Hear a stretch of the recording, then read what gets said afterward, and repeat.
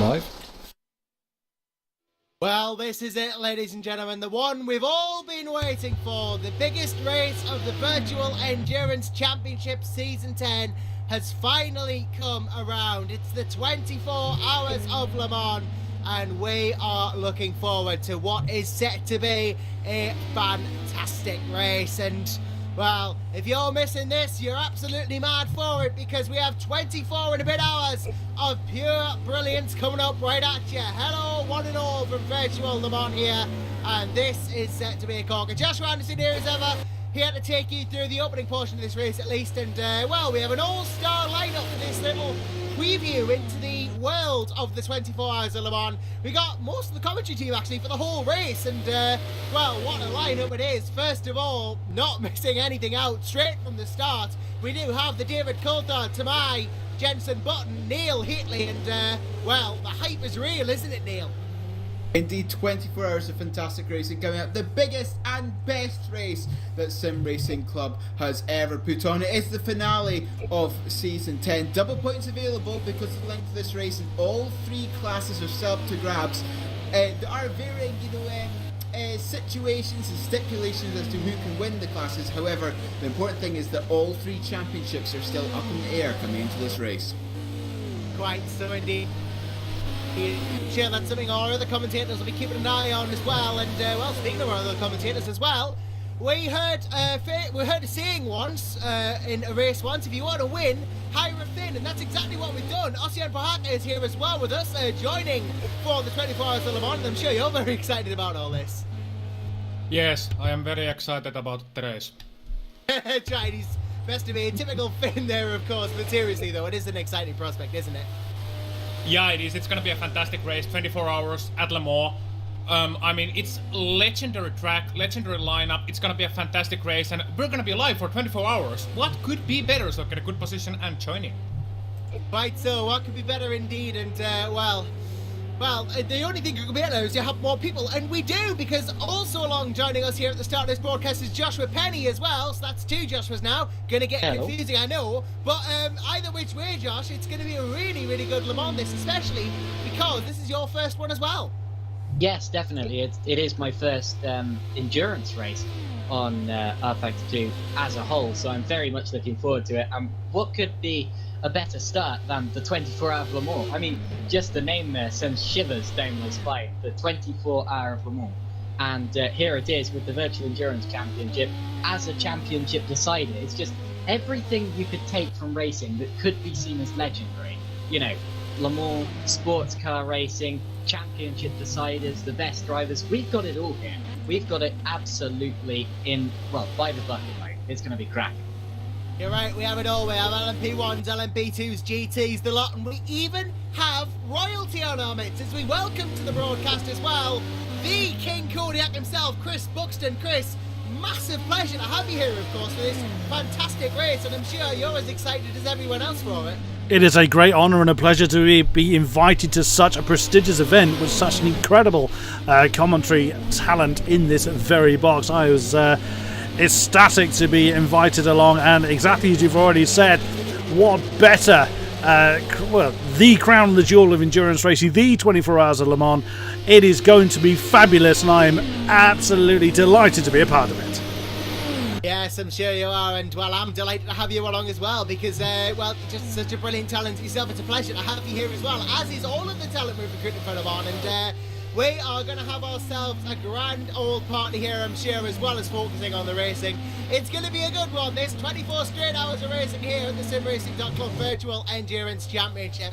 And boy, oh boy, is it going to be a good one. We have teams and drivers fighting for championships and overall victories as well. And, well, our Neil Hitley's been keeping an eye on the championship permutations for sure. And I'm sure you can tell us exactly how and which teams can win the championships here today, Neil. Indeed, there are only really two teams that can win in both LMP1 and LMP2. In LMP1, it is a fight between the reigning champions, want to keep that number one in their car for season 11, Team Virus, and trying to chase them down are the newcomers this year in LMP1. It is Ramada Motorsports, so that's going to be a nice GLC in the race. In terms of LMP2, it's the perennial contenders, One Acco in that number 37 car against the 3-wide number 43. These two teams have been absolutely amazing for many seasons now, and finally we get to see them head to head battling for the championship. And in terms of LMGT, it's going to be difficult to say this, but it's the number 60 Nitro Velix's to lose. As long as they finish in the top 9, they guarantee themselves the championship. However, as we know, in endurance racing, anything can happen, and it normally does. That's very true. We've seen thrills and spills throughout the season as well, and things going up, things going down, things going right, things going wrong. We've had it all, we've seen it all, and now we're about to do it again for 24 straight hours. So realistically, any one of these teams could walk away, that Neil mentioned, with the championship. It just depends on how lucky they get and how well their strategy works and how quick they are. So, you know, it is a bit of a difficult game, this Le Mans, and I'm sure the drivers and teams will be focusing hard on getting this right. And of course, you at home as well watching, I'm sure you'll be focusing hard on the action as well. If you would like to get involved, of course, we have our Twitter account which you can tweet to, and that is of course at RF2VEC, and the hashtag for this race is hashtag VECLM24. That's hashtag VECLM24 if you want to get your tweets read out and get involved with the broadcast and have a bit of banter with the lads. You know, it's fun and great. And that, and as well as that, it's not just hashtag VECLM24. We also have a Discord server, the SRC SimRacing.club Discord server as well. We have a Facebook page which you can go like. You have, of course, the YouTube channels, this one and the SRC YouTube channel, which you can go subscribe to. Links are in the description. So give those a look, go follow us and get involved, because we love to have you in and about the action. And well, as someone who we recruited as well through this whole business, I'm sure Josh Penny knows just how important it is and just how good it is we have people involved. Yeah, absolutely. We've got the best people involved in all possible sides. As you say, the commentary team, absolutely tightly packed. We've got 8 different commentators taking us through this 24-hour race. And in terms of the organisation as well, we've got the best and most dedicated people behind it, and even on track as well. Looking through the entry list, we've got so many names that I recognise. Just wherever you look, there are big names. Even in terms of people spectating and tweeting, I know about 90% of the people in the YouTube chat today. So yeah, there's definitely some good people involved in this to make it the best possible event that it can be. And what an event it's looking like so far. Have a look at the entry list, for example. We've got on track at the minute Yuri Kazdorp, seen as absolutely one of the quickest drivers in endurance racing, and no. other drivers as well, like Dennis Lind, factory Lamborghini driver, Bora Milan. Down into the other classes, Jimmy Broadbent. Wow, yeah, it's going to be a good one. Yeah, it's going to be a good one indeed, and we have loads of different teams and drivers, as we rightly mentioned. Usually some drivers just come out for Le Mans. One Stephen Bailey comes to mind, but also some others as well.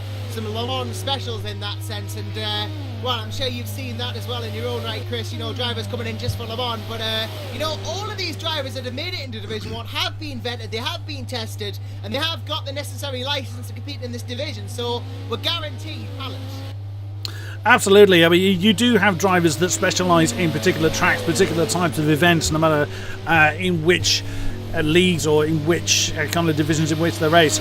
So when you've got such a prestigious event as Le Mans being run by an amazing organisation such as the VEC, it will attract the very best of drivers. You've mentioned several of them already. Nuno Pinto as well, Borja Milan, you know, Dennis Lind. There's quite a number of major names known throughout the racing world, in sim racing and in real racing, and it's incredible to see such a wide talent pool. And again, in the 3 different classes as well, LMP1, LMP2 and GT, all requiring very separate skill sets. It's incredible to see, and yeah, the excitement is just absolutely flowing. Yeah, it is flowing indeed, and well, you mentioned good drivers, you mentioned Dennis Lind as well, who we are now watching as he comes around the final corner, and we go for an onboard lap 4, I believe, and well, I think we can probably get him in the booth, actually, can't we, Dennis Lind? It would be great if we could get him to have a chat with us while he's driving, to have a little talk with us about affairs and goings on in that LMP2. And in fact, we have just seen him move up to the booth there, and he does join us. Live from the Night of Alex, LMP2 is none other than Dennis Lind. Welcome to the broadcast. And, well, how does it feel out there? Because we've never done this before. We've never had a driver live from the car. How does it feel? How's things for you? How's the traffic, etc.? Well, hello guys. First and foremost, I would say there's not a lot of traffic on track right now. I think everybody is trying to drive a little bit and sort of get a feeling for the track, because the track just reset, so it's completely green. However, I can say yesterday there was around 63 people on the server. Well, most of them were driving, and there the traffic was quite intense, so to speak. So I'm pretty sure that for the first couple of stints in the race, the traffic is not going to be too bad, because, well, it's going to be more intense. I mean, the GT field and the LMP field is going to be more close together in the first couple of hours, and you know, after a few pit stops and when people are starting to get gaps and all that, then we're going to start to see probably some more problematic traffic with people being spread all over the track. So, yeah. Yeah, of course, and it is going to be an interesting one for sure, obviously, and well, it's a tough track, isn't it, Le Mans? It's one of the all-time tough tracks. You know, it's fast in places, it's slow in places. You've got some of the toughest corners going, like Indianapolis. You've got the final corners as well. You've got the Arnage turn as well. You've got the run, which you're coming down now into the hairpin here. There's some very difficult corners. Yeah, it's I would say it's one of those tracks where you try to run as minimal downforce as you can, and you sort of want to run a pretty compromised, easygoing setup. And in that way, it's kind of challenging to always feel where the car is going, because, as I said, you have a very low downforce, and that makes these corners that we're coming into, especially now, very, very difficult, and especially the Porsche curves where the car is moving a lot on the tires. So this place is probably one of the more difficult ones, because it's quite easy to lose control coming into it. Yeah, so, but you have a lot of stress on the brakes as well here, so you're going to see a lot of mistakes coming into these sections for sure. Yeah, quite so. A very, very brake unfriendly track, and maybe we'll even see a few brake failures if the teams don't have their duct settings set correctly. Who knows? And well, just the amount of preparation you have to put into this. It's not just brake settings, as you rightly say, isn't it, Dennis? It's downforce settings, it's spring settings, tyre pressures. Everything has to be fine-tuned to fit every single member of a team as well, because once the setup's locked in, it can't be changed with the exception of a few things. So you've got to find a setup that gets each other, all the drivers, happy, and that's difficult to do, so it takes months of preparation. Yeah, it does, and it does take a lot of commitment from your drivers. I mean, we've been testing pretty much since we left the last track, which I didn't drive it, so I can't remember what it was. But we've been testing pretty much flat out all the way through. I've been quite busy with racing as well these months, so it's been sort of a hectic season coming into Le Mans, because this is completely different. I mean, we have so much time to do everything, but everyone wants to win, so the field is insanely competitive. And like you said, like, we had to test every perimeter of the car to try to push those extra kilometers now out on the straightaways, and that's where we're really gaining right now compared to everyone else, I feel. Yeah, and it's always good to have that strength, and I'm sure confidence is definitely high going into this race then, after all the prep you've done, and all the victories and wins you've secured this season too. Yeah, I mean, with LMP2 we haven't been too good, but our GT car has been very strong, and they've been testing maybe even more than we have in the LMP2. So in that aspect we're feeling very confident. Everybody on the team is on their peak of the season right now, so it's pretty amazing to see how everybody is just keeping the momentum going to keep pushing and keep wanting to become better. So it's an honor for me to have all these good drivers on my team. Yeah, I'm sure it is, and you do have some great drivers indeed. And well, I think we'll let you get back to your preparations now, Dennis. It has been a pleasure having you in the car driving for us as well. Thank you very much for joining us, and good luck for the 24 hours of Le Mans. Thanks a lot for having me, guys. Have fun. Stay awake. Well, I'm sure we'll have no problem with that. Thank you, Dennis, indeed. And Yeah, so yes, indeed, really a case now of preparations for the teams and drivers. And Neil, really, as the time ticks closer towards the final moments of this race before we actually get into the race proper, these sort of preambles and the pre-show that we're putting on here, some teams will be getting nervous if it's the first Le Mans, some drivers too, but others will have been here before. Yep, other drivers have been before. You have the contenders who are always here, like you said, Mr. Stephen Bailey in that number 3 DHR Audi R18. And yes, if you look down the LMP1 list, you'll see teams who have been here for many seasons. Virus, Duck Ensign Racing, Blackhawk, Team RGPL, ACR Zaxpeed, who used to be Vodbull, One Acco. You can see that sort of like all the teams who are the stalwarts of the VEC as you look down the entry list. But indeed, today is the championship. Inside the championship, if you like, it is the final race. It's the race that everyone wants to win, because not only have you won the big one, the 24-hour race, it also gives you that little bit extra momentum heading into season 11. And who knows, we might learn what the tracks are for season 11 during this race. We might just, we'll have to keep eyes on that for sure, but yeah, definitely got to get ourselves interested in that, and maybe we'll see a couple of reveals over the course of the race, who knows, but yes, it is definitely getting that little bit closer now to the start of something quite special, and yeah, 24 hours of Le Mans, you don't get much more special than that, do you, Neil? Yeah, no, this is the crown jewel. It is the ultimate test of not only personal endurance, but also just keeping, and the car endurance, but it's keeping that concentration, especially during the night hours. That's the most difficult thing. As you look down the entry list, some teams are only doing this with 3 drivers. The reigning champions, championship leaders in LMP1, Team Virus, are only doing it with 3 drivers. Nicky Jakovic, Adam Taylor, and Hani El Sabdi, for example. Some are going for more, 4 or 5 drivers, but it really is these teams with only 2 or 3 drivers that are really going to feel the effect of this race, because doing 12 hours and 24 of flat out driving, trying to keep your rivals, trying to keep everyone else behind you, is no simple task. No simple task indeed. It is a difficult job, and you know, with such just 3 drivers, you'd imagine that's probably not enough, but to be honest, that is exactly how most teams run it at Le Mans, isn't it? When you think about it, Chris, you know, LMP1 outfits often only have 3 drivers in real life. Well, very true, yes, but you've also got to bear in mind that they're probably a lot more trained for it than a number of our drivers taking part in this particular series. No, not meaning to be disingenuous, but of course, if you're doing it for a living, you are training for it a hell of a lot.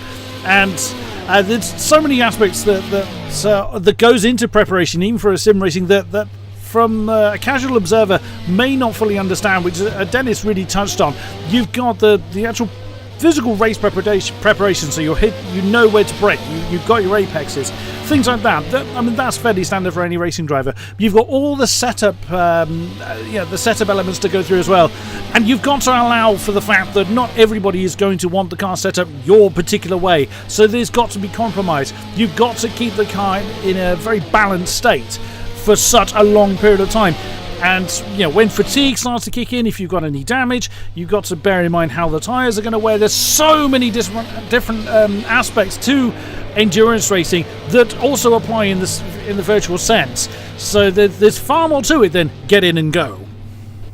Quite true indeed, and on the topics of setups, you're absolutely right when you say that nobody likes the car the same. I mean, I, for example, when I'm driving any car, I do prefer slight oversteer, you know, nothing that's uncorrectable, but enough just to get a little bit of life in the car. But I'm sure there's other drivers out there who prefer understeer. You know, it's very, very interesting to hear exactly what drivers prefer, and you know, even as we say, getting the setup down to things like tyre pressure, spring rate, rear anti-roll bar rate, it's all got to be done, and it's all got to be sorted so that it works best for everyone, and that is an enviable task.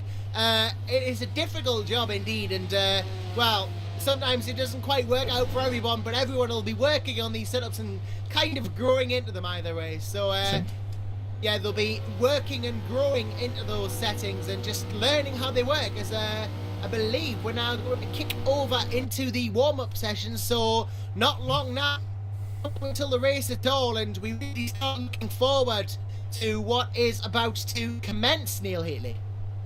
Indeed, it's a very good point that you made about, you know, getting used to other different driving styles in the same car. This is a conundrum that you've got to solve, especially for a long race like this. You go for a low number of drivers, say 2 or 3, and you know that the setup is good for your 2 or 3 drivers, but you suffer that fatigue, you suffer that concentration loss, you suffer Alright guys, now this is the longest race of the or season, do you go 24 for more hours drivers? of Yes, the Le Mans. setup may not So be as optimal. we're watching the spectators but this one, your so, drivers will be a fresher. bit more This than is the main usual, so conundrum don't that all sneak in. these teams have got to The solve. race start will start with the race director Yeah, indeed, it is announcing such a start difficult race to formation lap. prepare for, and That's, Jimmy Allison, when our the race director, just countdown telling the goes drivers from, well, what's going on goes now. from Of course, he won't be able to hear 24 this on the hours. broadcast. He set Then it up go so he into didn't count, single file but and he is remain just setting up at now a speed of what 100 is the drivers and kilometers an teams hour. need Yes, to do 100, before this not race, 80, and 100 remembering kilometers an hour. that Leave a gap we do so actually there have an is room increased for speed errors. limit However, for this catch race, up 100 kilometers once an you hour, get closer to rather the start. than the usual But be 80. very So I'm much guessing aware that of way it's the going to be a code accordion 100 effects if during we the ever have to Ford call one. Of chicanes. course, our version of the sim And the virtual race safety car, start where all will drivers coast happen around when you on pit exit limit the now. final But yeah, right-hander very in the interesting Ford stuff going chicane, on, and leading of onto the course, front straight. final right-hander in the Ford chicane will be the green flag for the drivers in this race. That is That's when they about will it all for get me. given the We go, will and set the grid well, with naturally, a couple it's of when minutes they left. come out of that So corner, not when, stay on the server leader now. comes out that Stay corner. When on they come the out of the server. final Ford chicane, Track they will is get open. the chance to go as the track opens for the drivers to go out on. So there's a fair amount for them to take into, but as we say, this preparation they've been doing is going to count towards that, and the increased speed limit. Neil Heatley, you'll know that we have the 80 km/h speed limit usually going up to 100 for Le Mans. Indeed, and when you consider that this is a 13.5 kilometre track, it probably makes sense, because if you did a code 80 round the whole track, I think it's somewhere in the region of 11 minutes. So that's possibly not something you just want to sit there for. Code 80 is warranted due to a car going off, say, at Dunlop chicane or over by Titch Rouge even, to have, 8-9 minutes under code 80. Possibly not the best thing, so it's to help just speed those up a little bit should there be an incident near the beginning of the lap. Yeah, of course. I guess we're going to have to call it code 100 then, as we mentioned, instead of code 80. But, yeah, a slight change to the running order there. But, yes, as warm-up goes through now and the drivers prepare themselves for the race in about 8 minutes' time, it is really going to be a good one for sure. If you're not already watching us, get your friends watching us, get everyone watching and tweeting at RF2VEC using the hashtag VECLN24 as well. We would love to hear your questions, queries and predictions throughout the course of this 24-hour race. And of course, if you want to get involved yourself, why not head over to simracing.club, get the forums, sign up, and maybe next year it could be you on the grid. Could be you indeed.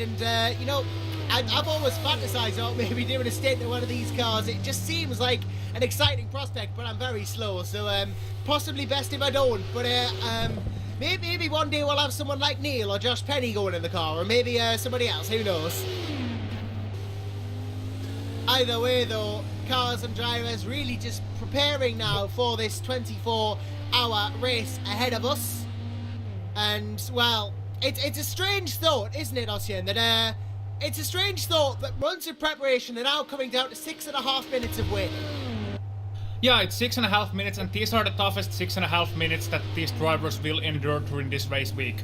The race itself, once you get in the mood, after the first stint is done, it's gonna be a lot easier, but right now there's a million things going through your head, a million things that you have gone through to the last month of practice with your team. Is the setup actually alright? Does it feel good on a green track? How will it feel in an hour, in 2 hours? How is our driver lineup? How's the schedule? How do I feel?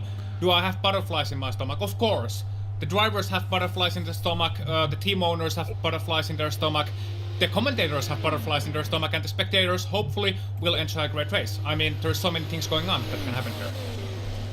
Quite so indeed, and we've seen a lot of them before. We've seen fuel shortages, we've seen crashes, we've seen wheel losses, we've seen engine blow-ups, anything of those things and more could happen during this 24 hours of Le Mans race. So I guess it's pointless even trying to predict who's going to win, but the grid being set either way now, and of course notable on that grid before we even get to the official full lineups, Magenta Warriors LMP2 couldn't qualify, so they go to the back of everyone, and that, Neil, is going to cause problems for them.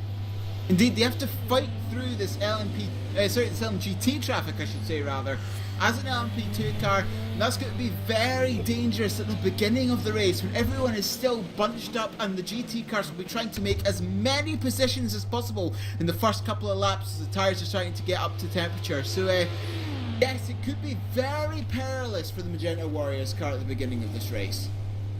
Yeah, peril perhaps on the way for the Magenta Warriors LMP2 drivers indeed. They've got to fight their way through, as Neil rightly puts it, but being in an LMP2, they are going to have that big speed advantage, aren't they, Josh Penny? So it won't be that difficult if they can keep out of trouble. Well, of course, LMP2 has a big speed advantage over the GTE, and then, of course, LMP1 over LMP2. It's about 10 seconds, actually, although even more of a gap, but that's 10 seconds in a lap. Even more of a gap between P2 and GT, so it's all about just managing the traffic and keeping out of trouble for all of these classes, really. Even the GTEs, they need to make sure they keep themselves predictable. Don't just don't make any unexpected movements when the prototypes are coming through. For P2s, you have to be doing that while thinking about overtaking as well. So I always think that P2 might actually be the most difficult class to take part in. And then, of course, for the LMP1s, it's just about trust, really. You have to trust the other drivers around you that they're not going to do anything silly. Of course, there aren't any there aren't any rules about drivers having to move over to let cars bind them through. Really, it's just that the slower class cars have to stick to their line and keep themselves predictable, and then the faster class cars can pass them, usually quite easily due to the pace differential. But yeah, for all drivers, it's all about just keeping their lines and making sure that they don't get in each other's way. Quite so.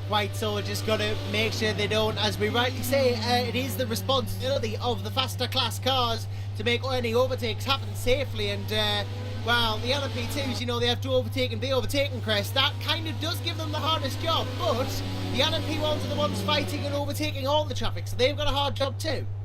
Absolutely, it's you might easily think that the GTEs have got the easiest job of the lot because they are the slowest class, but that is never ever the case, especially in a 24-hour race. Right at the beginning, puts a very different pressure on the drivers. They're, of course, at the closest they are ever going to be to the most amount of competitors, be it in their current class or in the classes around them. It is so tempting, so easy to push too hard, too quickly. No race is ever won in the first lap, especially in a 24-hour event. You are only going to give yourself problems if you push too hard, too quickly, and throw yourself to the back of your given class. Roughly 2 minutes until race start. I need everyone to be no race in ever the won on garage lap when one, the and we timer had a reaches fairly zero. major collision Everyone last in year garage as well, when timer in the reaches zero. opening seconds of the race, which caused an immediate code 80. Hopefully we'll not be having that again today, especially because of the new procedures and the fact we're starting at the end of the lap rather than the middle of it. So, we are going to have some interesting time to talk about these teams of drivers as they go around the grid and the starting as well. But of course, hopefully we'll get a nice clean start too. I'm assuming we will, because these drivers and teams will practice the starts throughout the course of the months as well. But we're going to see for sure exactly how it goes in about a minute and 37 seconds time as the Titans of 25 start kicks off. And of course, remember, it is at RF2VEC and hashtag VECLM24 if you want to go on Twitter and interact with us there. And really going to be an interesting one for that. We're going to have plenty of comments, I'm sure, from the people who want to know exactly what's going on and what's happening within this race as well. And well, want to point out for the Doug Henson Racing fanboys, Stephen Bailey himself will be starting that number 3 car. He is currently at the top of the warm-up timesheets. It'll be Bailey starting the number 3, and that will be a sight to heal anybody's illnesses and weaknesses, Neil Healy. Indeed, it's always great to see Mr. Bailey. Sadly, he doesn't join us in the commentary booth that often, but it's always great to see Mr. Bailey in that number 3 DHR car. Always comes back every year for Le Mans and just shows us that he's not lost any of that sparkle. Yeah, lost none of it. They only ever wheel him out for Le Mans anyway, but maybe we can coerce him into the commentary booth if we pay him enough, who knows. But either way, 30 seconds until the race starts. Cars need to get to the pits now and really just listen to Jimmy Allison from here on out, because this is the big one. The 24 hours of Le Mans about to get underway. The formation lap, and then 24 straight hours of racing here in the Virtual Endurance Championship. This is set to be an absolute hurler of a race. Don't go anywhere, because we are about to get this one underway. It's the one everybody wants to win, but only 3 teams can. LMP1, LMP2, GT. We have class winners in each one. Only one of them will emerge victorious in each class ultimately. And now we wait for the moment where we can find out exactly which one it will be. It's going to be a wild ride, that much is for certain. And this is going to be we have 30 seconds till the grid now, until the 1,440 minutes begin to count down. And in fact, the grid has been set. It is not where you would think it is actually approaching the Porsche curves. So these cars will get their opportunity at 100 kilometers an hour to go off the start and get their tyres warmed up in enough time. And this is set to be a good one as the cars now embark on their formation lap. We can take you through the grid. Leading us off is the Velis SimSport number 21 car. And I think that is actually the 21. The car's actually gone for whatever reason. Maybe he just missed a timing beam or something. But the Velis SimSport 21 would start from pole on 319.3. Then it's Blackhawk Racing's number 6 in the LMP1 class. Then the number 22 GNS Endurance Race, followed by the Ramada Motorsport car in the 25 car in 4th place. Then Team Virus, reigning champions, defending champions, number 1 in 5th place at the moment. And then the 17 of Wanako P6. And yes, indeed, the Velis car has now been moved back into position. The number 3 Duck Henson Racing car is the 7. And then Boha Milan is currently, of course, in the 17. The pit lane. 3 is the Duck Henson Racing car. 14 ACL Zachary in the 8th. 9th is the Team RGPL car. Then into LMP1. The Wanako 37 leads LMP2. Pole for them. Then it's Knight of Alex in the number 30. The number 40 is going to be a GT Italy car, is next as well. Directly after them is the next page of the starting grid, which is Team Spirit Racing, the 45 car in 13th place, and it's 3 Wide Motorsport in 14th. Simtex 33 is 15th, followed by the 46 Seawolf Net Race Motorsport, and at Atlantic Motorsport 17th, followed by Doug Henson and Platinum Racing in 31 on 19th, followed by the 20th place SRVN car. Then it's Magenta Warrior starting at the back of the LMP2 field, having not set a time in qualifying. Knights of Alex 22nd, followed by Giro Racing's 2 cars, the 73 and the 99. And then it's Team Virus 79, followed by the 88 of Scuderia GT Italia. Then Satellite Racing, Atlantic Motorsport, Talking Door Racing, Black Hawk Racing, Caspian Motorsport, Sim Racing for Holland, Zancho Sim Sport, Thrustmaster Bristol Racing and Black Hawk, with the latter 2 not having set a time. So here we go. Daniel Visna for Black Hawk Racing, the first car on the road. Let's not make it. And this is going to be an interesting one. He comes out the final 4 chicane. The green flag drops. The 24 hours of Le Mans is go. Castor will not be allowed to go until everyone else has passed due to the notification at the start. But Visna leads from Broadbent, Cato, Taylor, Milan, Bailey, Johnson, Baronet. Good start indeed, it looks like. Nice and clean then, Chris. Absolutely it is. All the LMP1 seem to have gotten away pretty cleanly so far, of course. Yuri Kazdorp, I beg your pardon, is of course falling right the way down. What a disaster for the prospective pole sitter. The LMP2's now underway. And everyone seems to have gotten through okay. No particular problems so far. The GTs should now be starting to get underway. They now have got going as well. Few gaps already forming in the grid. I think everybody sort of realises there's no point pushing too hard too soon. Looks like everybody has behaved themselves so far, but of course Yuri has got a very hard job right at the back of the field. He is of course in the LMP1, he's got the most power to do it, but he's got to be very, very careful how he picks his way through the field. He's of course in one of the most powerful cars, but he can't just cannon it into a space because the GTs and the LMP2s are going to be vying for their own positions as well. He's got to be very, very careful that he doesn't cause too much damage to his car, and he's now starting to pick his way through the field. Yeah, picking his way through the field indeed. He's got a hard job in that Porsche 919, but if anyone's the man to do it, it's Jimmy Kastorf. And, well, straight off the bat, we have a 3-4-5 car battle for the lead. Visner, Broadbent, both going at it with Pinto sitting behind in case of emergency. And, well, that Nissan GTR LMP2, unique car, front-wheel drive mostly, engine at the front, has been reduced in speed thanks to balance and performance over the last few races. But I think Broadbent's going to have a look into the hairpin here, goes down the inside. Is he going to go for it? No, he backs out. Yeah, that door was very much closed in his face by Visner. He saw that one coming and quite wisely positioned his car appropriately to be able to close that one off. And the LMP field is not spread out too far too soon. Beranek at the back of that particular field stares on. He seems to have fallen off a little bit from the rest of the pace setters so far, but it does look like you can, again, look at that, less than 2 tenths separates Broadbent and Visner at the moment. You kind of get the feeling that Broadbent really wants to get this underway and start to sprint off in the distance. But it's all about pace. It's all about knowing where you are quicker than your opponents. But the temptation to race too hard too soon, exactly as I was saying before, is always going to be there at this stage of the race. Just everyone's got to pace themselves and keep themselves straight and true, keep the car pointing in the direction they wanted to, and not skew it off into the wall with a silly move.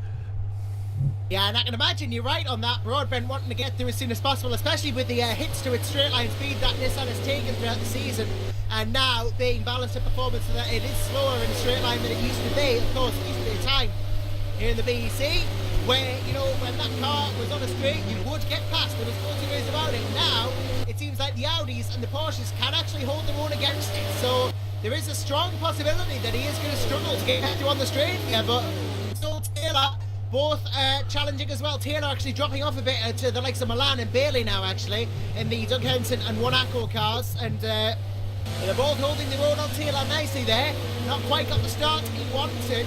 Further on the order in the LMP2s. Late is leading from Jordan, from Jans, from Berg. The battling there is a bit more spaced out, I must admit.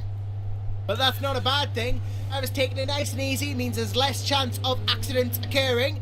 And in the GTs, again, just to reflect, again, it's a bit spread out there, but cars are still battling and jostling for position. Commissari and Schoenfeld have actually gone into first and second, and obviously, I've just noticed that means the leader of the pole position in that class has gone down in amongst all that, so that's problems for them. But yeah, a Giro 1-2 in GT, LMP2 is looking good as well. The real focus at the moment is this train for 1, 2 and 3 as the penalties starts to come in now. James Johnson, Manuel Biangalillo and Peter Grau all to serve penalties.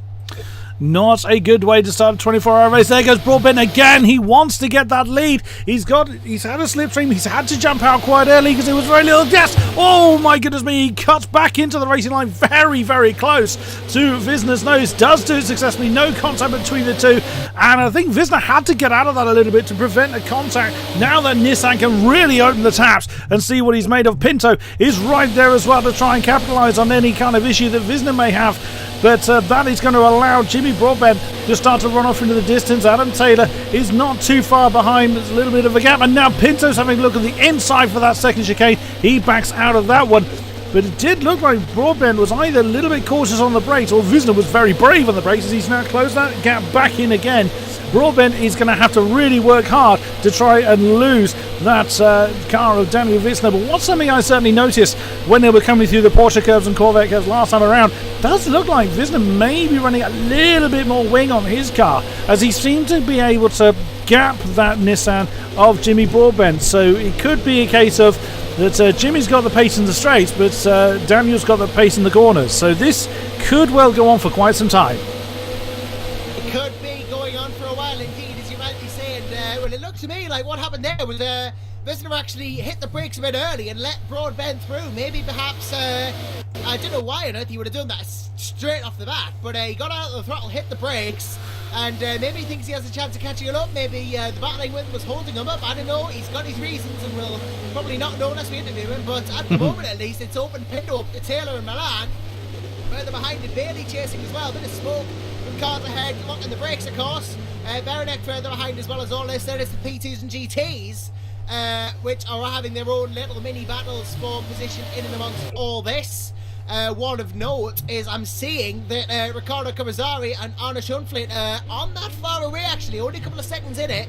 And given how good Schoenfeld is, he may stand a chance of getting through, though I've just noticed as well in the P2s, actually, Jordan and Jans are going at it. I think there's just been a position change up that way. Yeah, there is a battling going on up and down the field, exactly as you would expect this early in the endurance race. But again, a number of drivers are going to want to play the long game. It could be part of the reason why, if Visner did let Broadbent go, he may be thinking about the long game very early on. It's all too tempting to try and defend too hard, and that will cost you time. That will cost you performance if you are defending for a very long period of time from a faster driver. So you may have decided just to let Broadbent go and let the strategy play out. Very, very, very long way to go, as we all know, in this 24-hour race. So there's no point battling that hard so soon. But you know, these guys are racing drivers throughout. Their instinct is to fight. So it's a difficult instinct to try and get rid of, to be fair. So there's always going to be those battles going on. If you're confident you can keep a driver behind you, again, looking at this battle towards the sharp end of the LMP2s, that is, again, Yuri Kasdorp is just making his way through that battle between Anthony Jans and Dennis Jordan. So he's made his way through the LMP2 fields now. He's only got Dennis Lint in the P2 to get through. So he continues to make his way, but he's a long way down. 36 seconds off the lead. That is not how he would. Long race to go, I grant you. But we have someone in the pits. Actually, Peter Grau is going through the pits to serve his penalty. So he's wanted to get that out of the way as quickly as possible. And Bianca Lida as well is actually in. Yeah, Bianca Lilla won with a stop go as well. He will have to serve that. Grau has actually got himself another penalty in amongst all this as well. Must have had two from the previous race, which is not what he wants at all. Johnson has one to serve as well, and then ACL Zach Speed LMP1 as well. So they'll all have to come in and serve their penalties in and amongst all this. Though while they're serving their penalties, they're losing ground as well, significant ground. But with it being no longer certain of one, it's not like they're going to go lockdown straight off the bat. They are going to have a chance to get the ground straight back. It is true, but again, it's going to be one of these things of when do you serve the penalty. But that sort of question only really applies in a shorter race. You know, more kind of, you know, your 2-hour races, your 24-hour races. Those kind of questions don't really apply because you will gain the time back later on when people, because invariably people will make mistakes and what have you later on. So there's not really any point kind of trying to stretch out when you're going to serve your penalties. But again, looking at the top end of the P1s, Witzner and Pinto are still fighting on. Broadbent has not actually sprinted away too far. I rather kind of thought with the early pace that we were seeing from that Nissan that he might have actually started to stretch his legs. Doesn't seem to have been the case.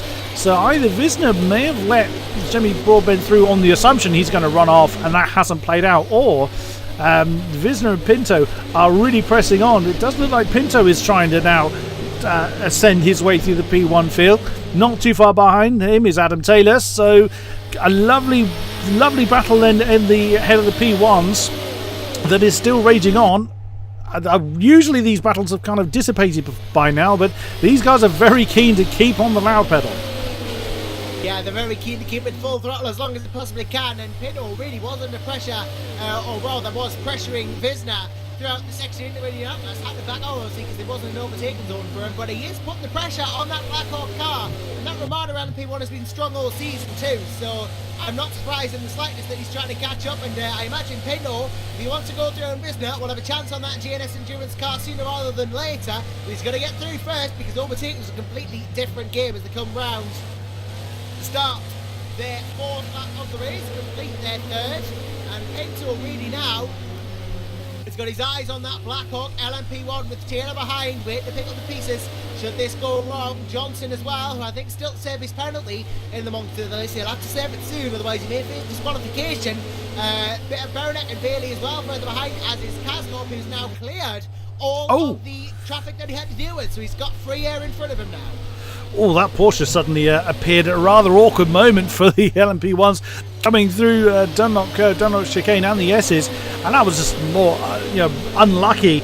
Nothing that was Bianca Lida in that purple Porsche. Nothing he could have done.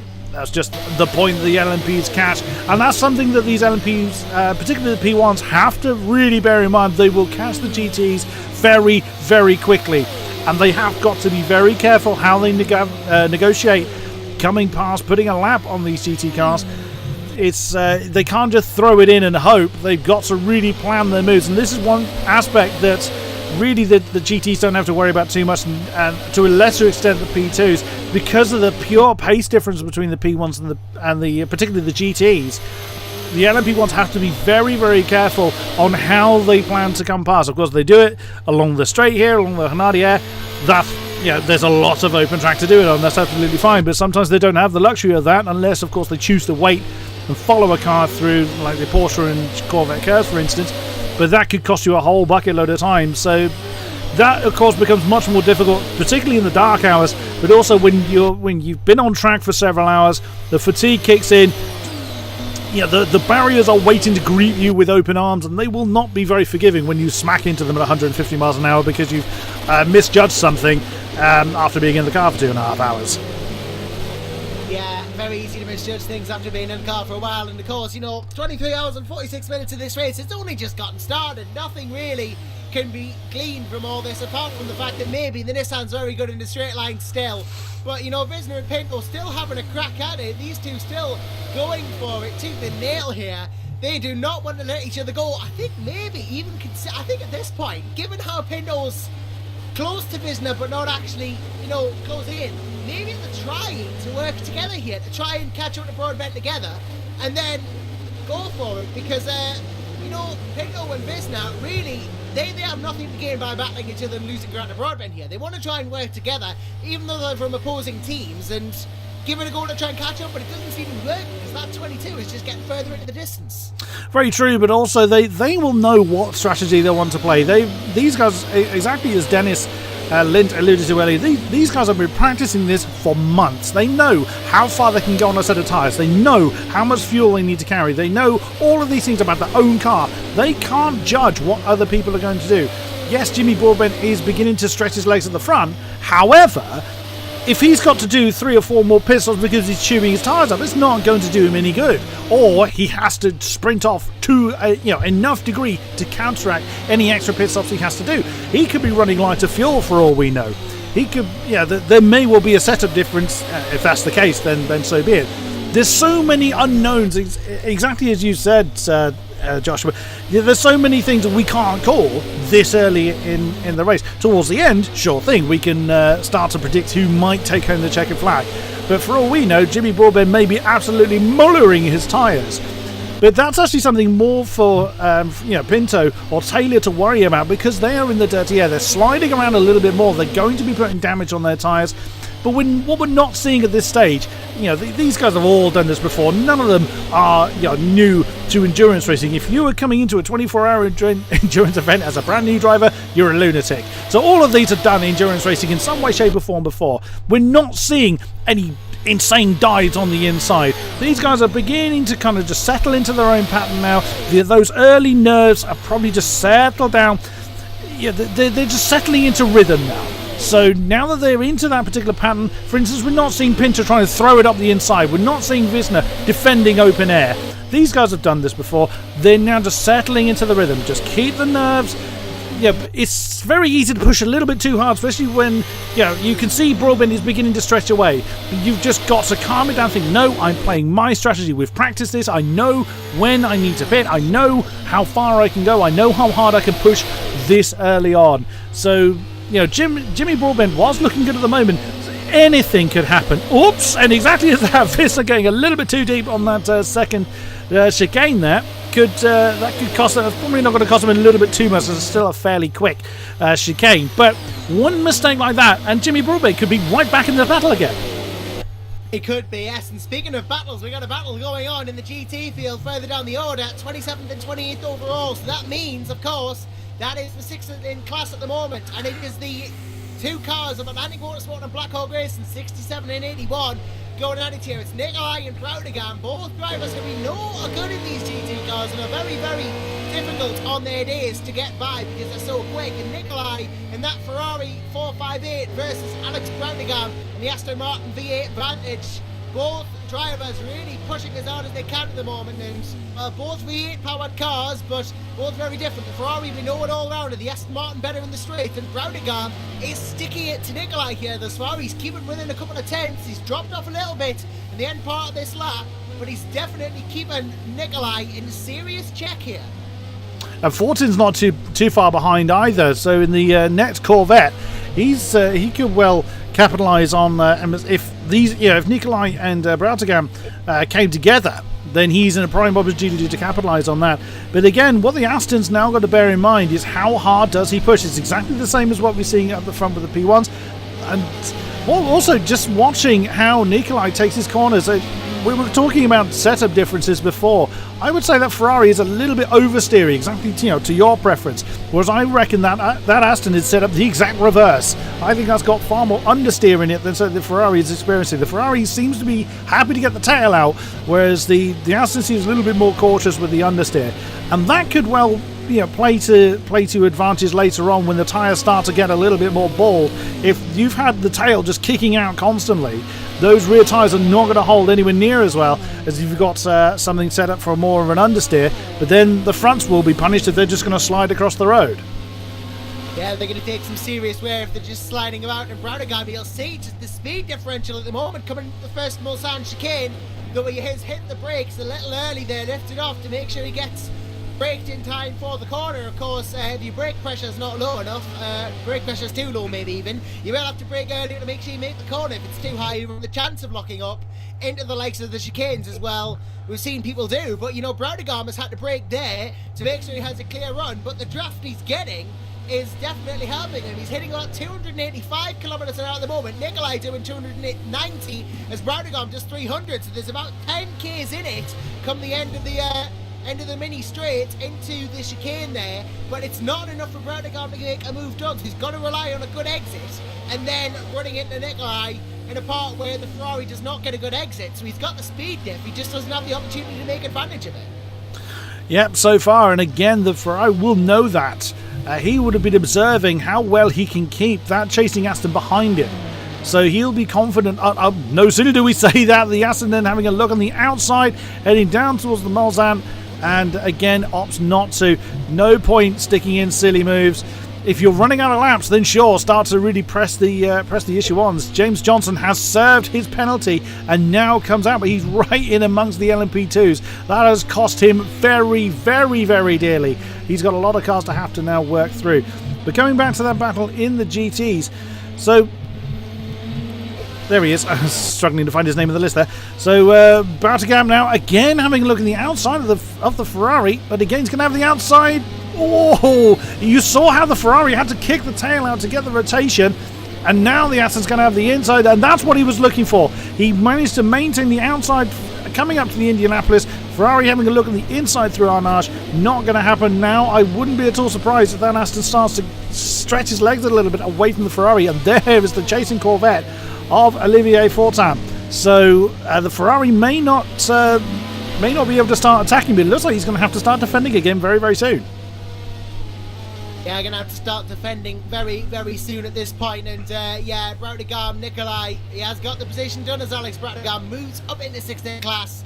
Marius Nikolai, though, is going to really keep the pressure on, though, in that Ferrari, because we know how good he is at coming back from places. Great move by Broutigam. That was, he just did what he had to do. He kept the pressure on Nikolai. He went around the outside. He had the line. And Nikolai just really couldn't, he had to do something. He had to go to the inside. He tried to hold it on the outside, but it didn't work. And the Aston Martin goes through, and now there's daylight between them, about a second between the two cars. And really, really going for it, these two now. And for the cars ahead too, the likes of Georgievich and Chunfleet as well, they will be chasing them down at this point as well. As I've noticed, James Johnson has now come in for his penalty. That's why he's down in 15th overall. And that explains the gap between them and why he's now far down. He will have to fight through the P2s now to get back at it, but back up at the front, I'm just keeping half an eye on Borja Milan, because the battle between him and Adam Taylor in the Team Virus car at the moment is hotting up nicely. I'd say there's only about 2 tenths in that at the moment as they come out of some more GT traffic. This could cause some problems perhaps, and Taylor does not negotiate it successfully, but Milan, the one who's getting bumped a bit more. Yeah, he got caught out behind the red Corvette there as they were coming through the Dunlop chicane, and that could well have cost him a bit of time. Doesn't look like it's cost him too badly. Stephen Bailey in the Audi has come through as well, car number 3. So I think Stephen Bailey may well have gained quite a significant bit of time there on Borgia Milan. As again, now you're seeing the LMP1s just really having to fidget quite hard to get through the GTs. I mean, really, what these guys are hoping for is to cast the GTs along here, and there is the Aston we've been staring so long at. There he is, of Bautagam, now having a lot of company by the LMPs.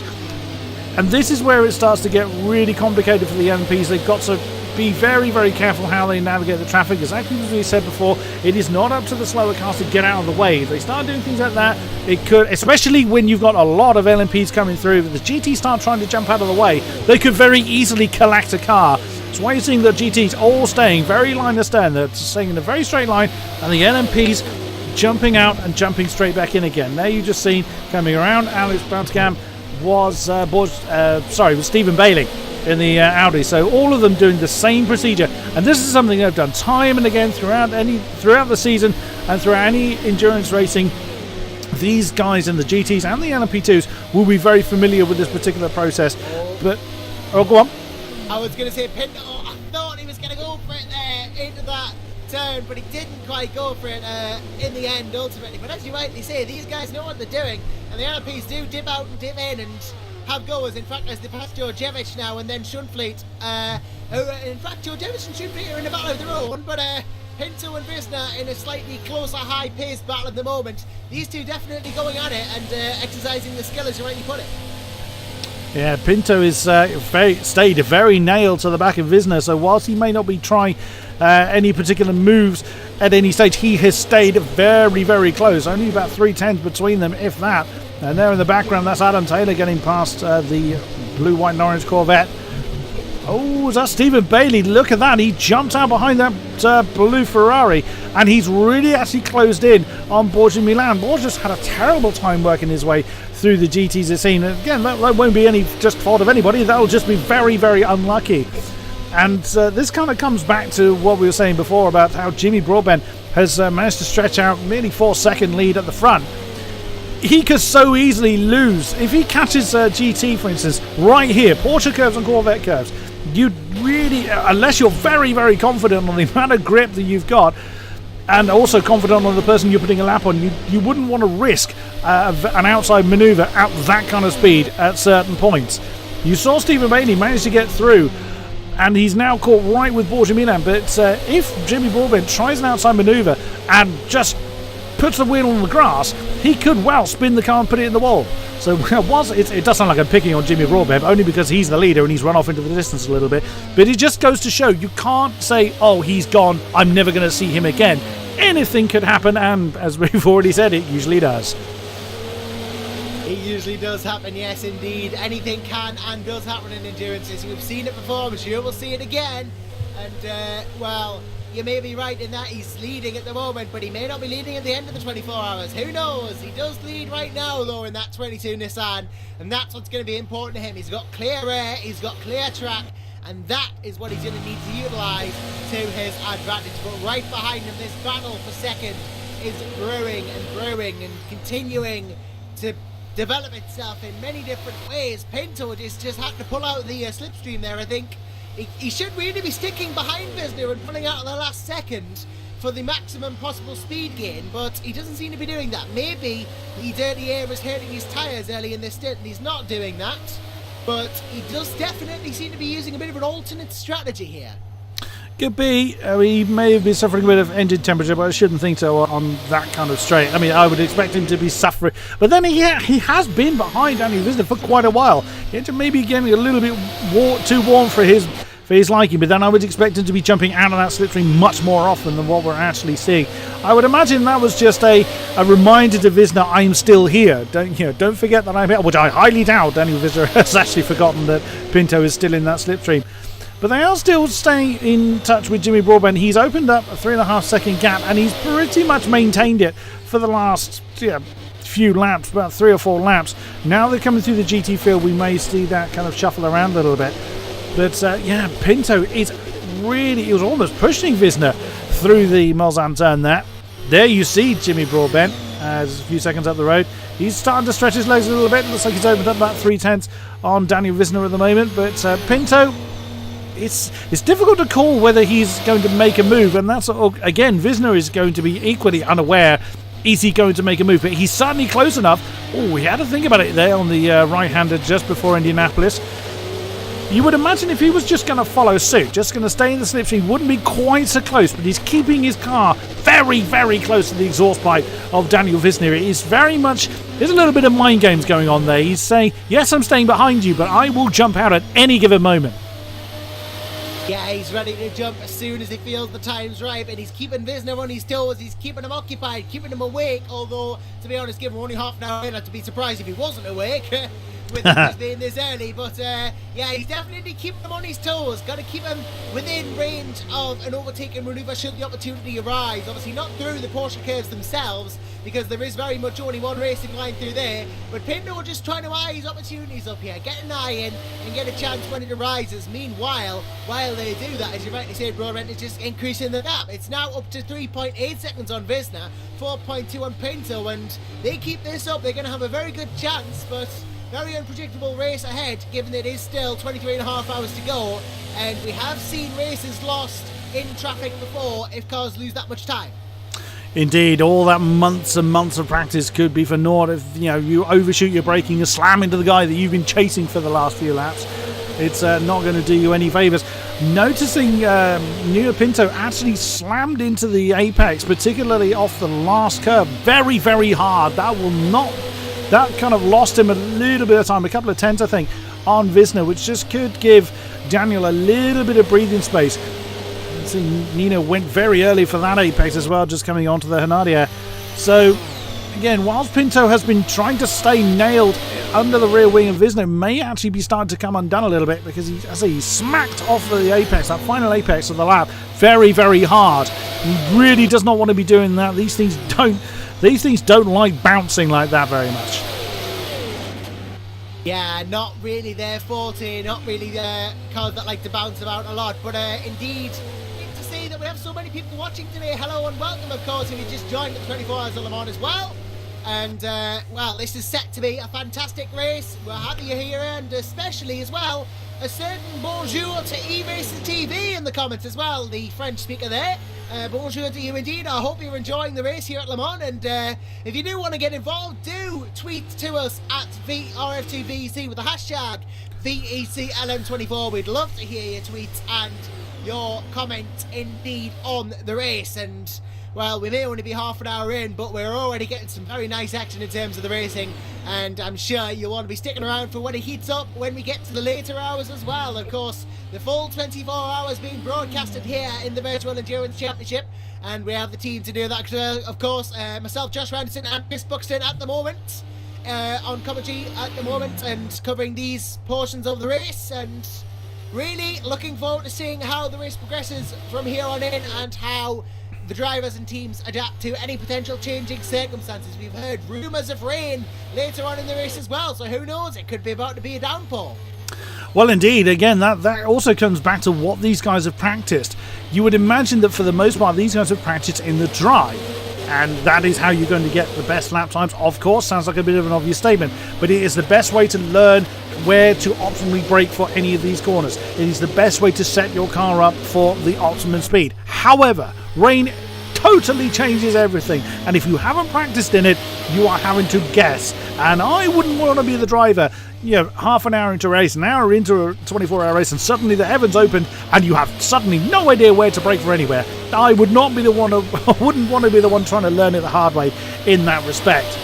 Looks like Daniel Visner has completely broken away from Nuno Pinto now, so I wonder, either Pinto's just decided to back off a little bit. Hopefully he hasn't sustained any damage.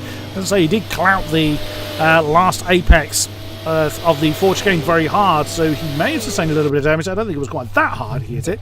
Oh, Jimmy Broadbent has been caught out by, that's Bianca Lila. That's Bianca Lila's Porsche. He's lost so much of his lead, and that's exactly as we were saying before. If you catch a GT car at the worst point, there was nowhere for Broadbent to go. He couldn't make a dive on the outside because he'd have been in the dust. He had to wait for the optimum moment to get past Biancalina's Porsche, and that has brought Witzner now within a second. So now Jimmy Broadbent is going to have to rebuild that lead all over again. Quite so indeed. That one occurrence of a GT there was nothing he could do to get past Biancalina. There's no way of overtaking through those chicanes. Biancalina just held his line, did what he had to do. Broadbent went straight through, but now he's opened himself up to Daniel Witzner, and I'm sure the Witzner Broadbent looks like a very well cooked steak, hanging about 1.2 seconds in front of him, and he's chasing it down as hard as he can. But unfortunately, this time the steak has legs, and it's just gained 3/10. Yeah, he's going to have to start getting on with it again. But again, Wiesner may well just be thinking about the longer game. He can see Broadbent's ahead of him, but if he thinks that Broadbent's got the greater pace now, he may just think, no, don't push too hard, don't push too quickly, and get on with it. So, just run your own race. And again, coming back to what we were saying before, it's so tempting. You've got the guy there, and your racing instinct says, come on, I can have him. But you can't, you mustn't. In a 24-hour race, if we had half an hour to go, sure, go for it. As much as your eyes are probably being held open by matchsticks by that point, push on, great, go. At this point, no point. There's the risk versus reward is just so heavily skewed. There is no point pushing that hard so quickly. But you never know. Danny Wiesner again may think, oh, he's been caught out once, he might well be caught again. So there's no point pushing that little bit more. I mean, it sounds like they're just going for a country drive. It could be easy to think, oh, it's easy when they're not directly battling someone. Absolutely not. You've got to maintain your full concentration level the whole time. Oh, as Daniel Wiesner went a little bit deep there at that right-hander. And that's exactly why. If you start to push a little bit too hard, or you just lose that concentration, you miss one braking point and you're off into the wall, and your whole race is just completely altered at that point. You can't just think, oh, there's no one nearby, I can just relax a little bit. Absolutely not. They may not be pushing at 130%, they're just backing off a little bit, maybe 1 or 2%, but nothing more than that. They're still concentrating at absolute peak. This is what they practice over and over again. If they start to lose concentration, they start to get complacent, they're off into the dust. Yeah, any complacency will be met with a swift off and into the wall perhaps, and that is not what they want in this race, and you've got to keep on it. It's almost these days, the 24 of Le Mans. There were days in the past where, you'd have all the different things in the LMP1s. As we just lost Ahmet Demirkan in all this as well. I think it's a disconnection for the Caspian Motorsport Corvette. Of course, not the end of the world. They will be able to rejoin if it is just a disconnection, get back in the game, and keep going as if nothing happened, though they may lose a lap, depending on whether our factory judges them to have completed enough of the previous.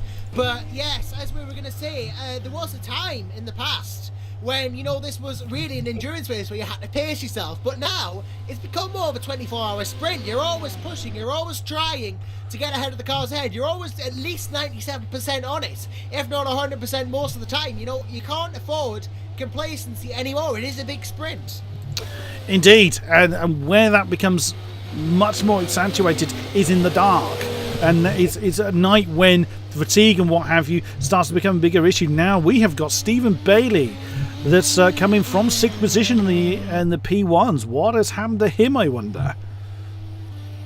Yeah, Bailey's come in. I think this is just a fuel stop, to be honest with you. They have the hardest possible tyre compound around, remember, those orange wall tyres, the hards. And around here at Le Mans, you can expect those to go quite a way. I've heard teams at least triple stinting tyres, so they'll be keeping those rubber on for a while. This will just be a fuel stop for the number 3 car now. Refuel the tank. Of course, with the long straights here at Le Mans, fuel usage is increased, so the amount of time teams can go on one tank is reduced. Usually it's about 45 minutes for the LMP2s, usually closer to an hour actually for the LMP1s. So if they're coming in that early, maybe they started on less fuel to try and get a better start. But yeah, usually about an hour for the P1s and GTs, 45 for the P2s. So yeah, maybe just running a bit less fuel. Looks like it. He wasn't in the pits particularly long, so there was certainly no damage repairs going on. I can't see that they would have changed the 4 tyres that quickly. But exactly as you said, there was no point. There's no point changing the tyres that soon. There's plenty of life left in these hard tyres as yet. So just a quick fuel stop for Stephen Bailey. He is back underway. He's got the purple Porsche of Manuel Biancolini waiting for him. Now, Jimmy Broadbent has started to reopen that gap again. It's 1.8 seconds at last time he checked, so that Nissan is then starting to stretch his legs. Daniel Visner is in second then, and Nuno Pinto is starting to get clear again. Adam Taylor was right with him after the Pinto started to fall back a little bit. I wonder if Nuno has decided to start to push back towards Daniel Visner, but they're fairly equidistant, the first four, or near enough. And it looks like we've got Ahmet Demirkan has rejoined the race, so looks like it was a disconnection problem for him, and it looks like he is back underway again, or he has rejoined at very least. Whether he will be able to get his car back out of the garage, we will see. Adam Taylor is currently in fourth, and we have another person in the pits. It's the leader of the LMP2s. It's Dennis Lint. Yes, Lint in the pits, of course. Lamborghini Super Turbo champion, very talented drivers, Lint. And this is what I was saying before. This is kind of what we're expecting. Fuel stops only from these cars at this point, and it is slightly earlier. Rather than 45, we're seeing 40 minutes as the teams come in. And perhaps, as we're seeing pointed out as well, perhaps HR and the number 3 are just short stinting the fuel. Apparently, according to the 8 Loops, that's what they did last year. So, yeah, that could be what they're doing. The LMP2s, this is routine for about 40 minutes on fuel they can get as everyone's coming in now. Cars just taking the stops for fuel at this point. I don't think we'll be seeing any driver changes, given we're only 40 minutes in, of course. But sooner rather than later, we will see the cars get going. I see Demirkan is disconnected again, so maybe problems on the rejoin for him. What a shame. If I don't think this is going to be the end of the race. I think they'll keep persevering and trying to get in, but they do lose ground the more this continues, so they are going to need to be snappy about it. But yes, we'll see if anyone does benefit from this. I've just seen actually Dennis Jordan and Thomas Jacobs have not pitted, so they will have to pit soon, I'm sure. But Lent comes out third place, which is net first, given I think Jordan and Jacobs are yet to pit. Yuri Gishin has come out net second, and Jan's net third, so good results for them in the stops as well. Absolutely, and this is where strategy can play a massive part, even this early in the race, because it starts to reshuffle the order. When you're in a race that is this long, or indeed any kind of endurance race, whether it's 2.5 hour, 6 hour, 24 hour, you get used to your comparative pace against those around you, even very early in the race. You think, okay, I know what I'm capable of, but there's always an uncertain. You don't know where your competitors are realistically in comparison to you. You've got previous history, absolutely. Most of these guys have raced against everyone else. Of course, in this season, this is the finale of the season, so they've all seen each other before or near enough. So you get an idea of who's realistically quicker, and where you realistically stand against where you currently are on track and against those that are actually around you, whether you should be there, whether you've capitalised on other people's mistakes. So then a great way to start to kind of reshuffle that mind game is a different pit strategy. You come out ahead of somebody else, especially like a long way ahead of somebody else, and suddenly that changes the mindset of the person that's been disadvantaged. So it's going to be one of these things where to try and throw somebody off, try a different pit strategy. It may well just start to think, I've got to push that a little bit too hard, and then the mistakes start coming out. So it's, again, one of the many aspects of endurance racing.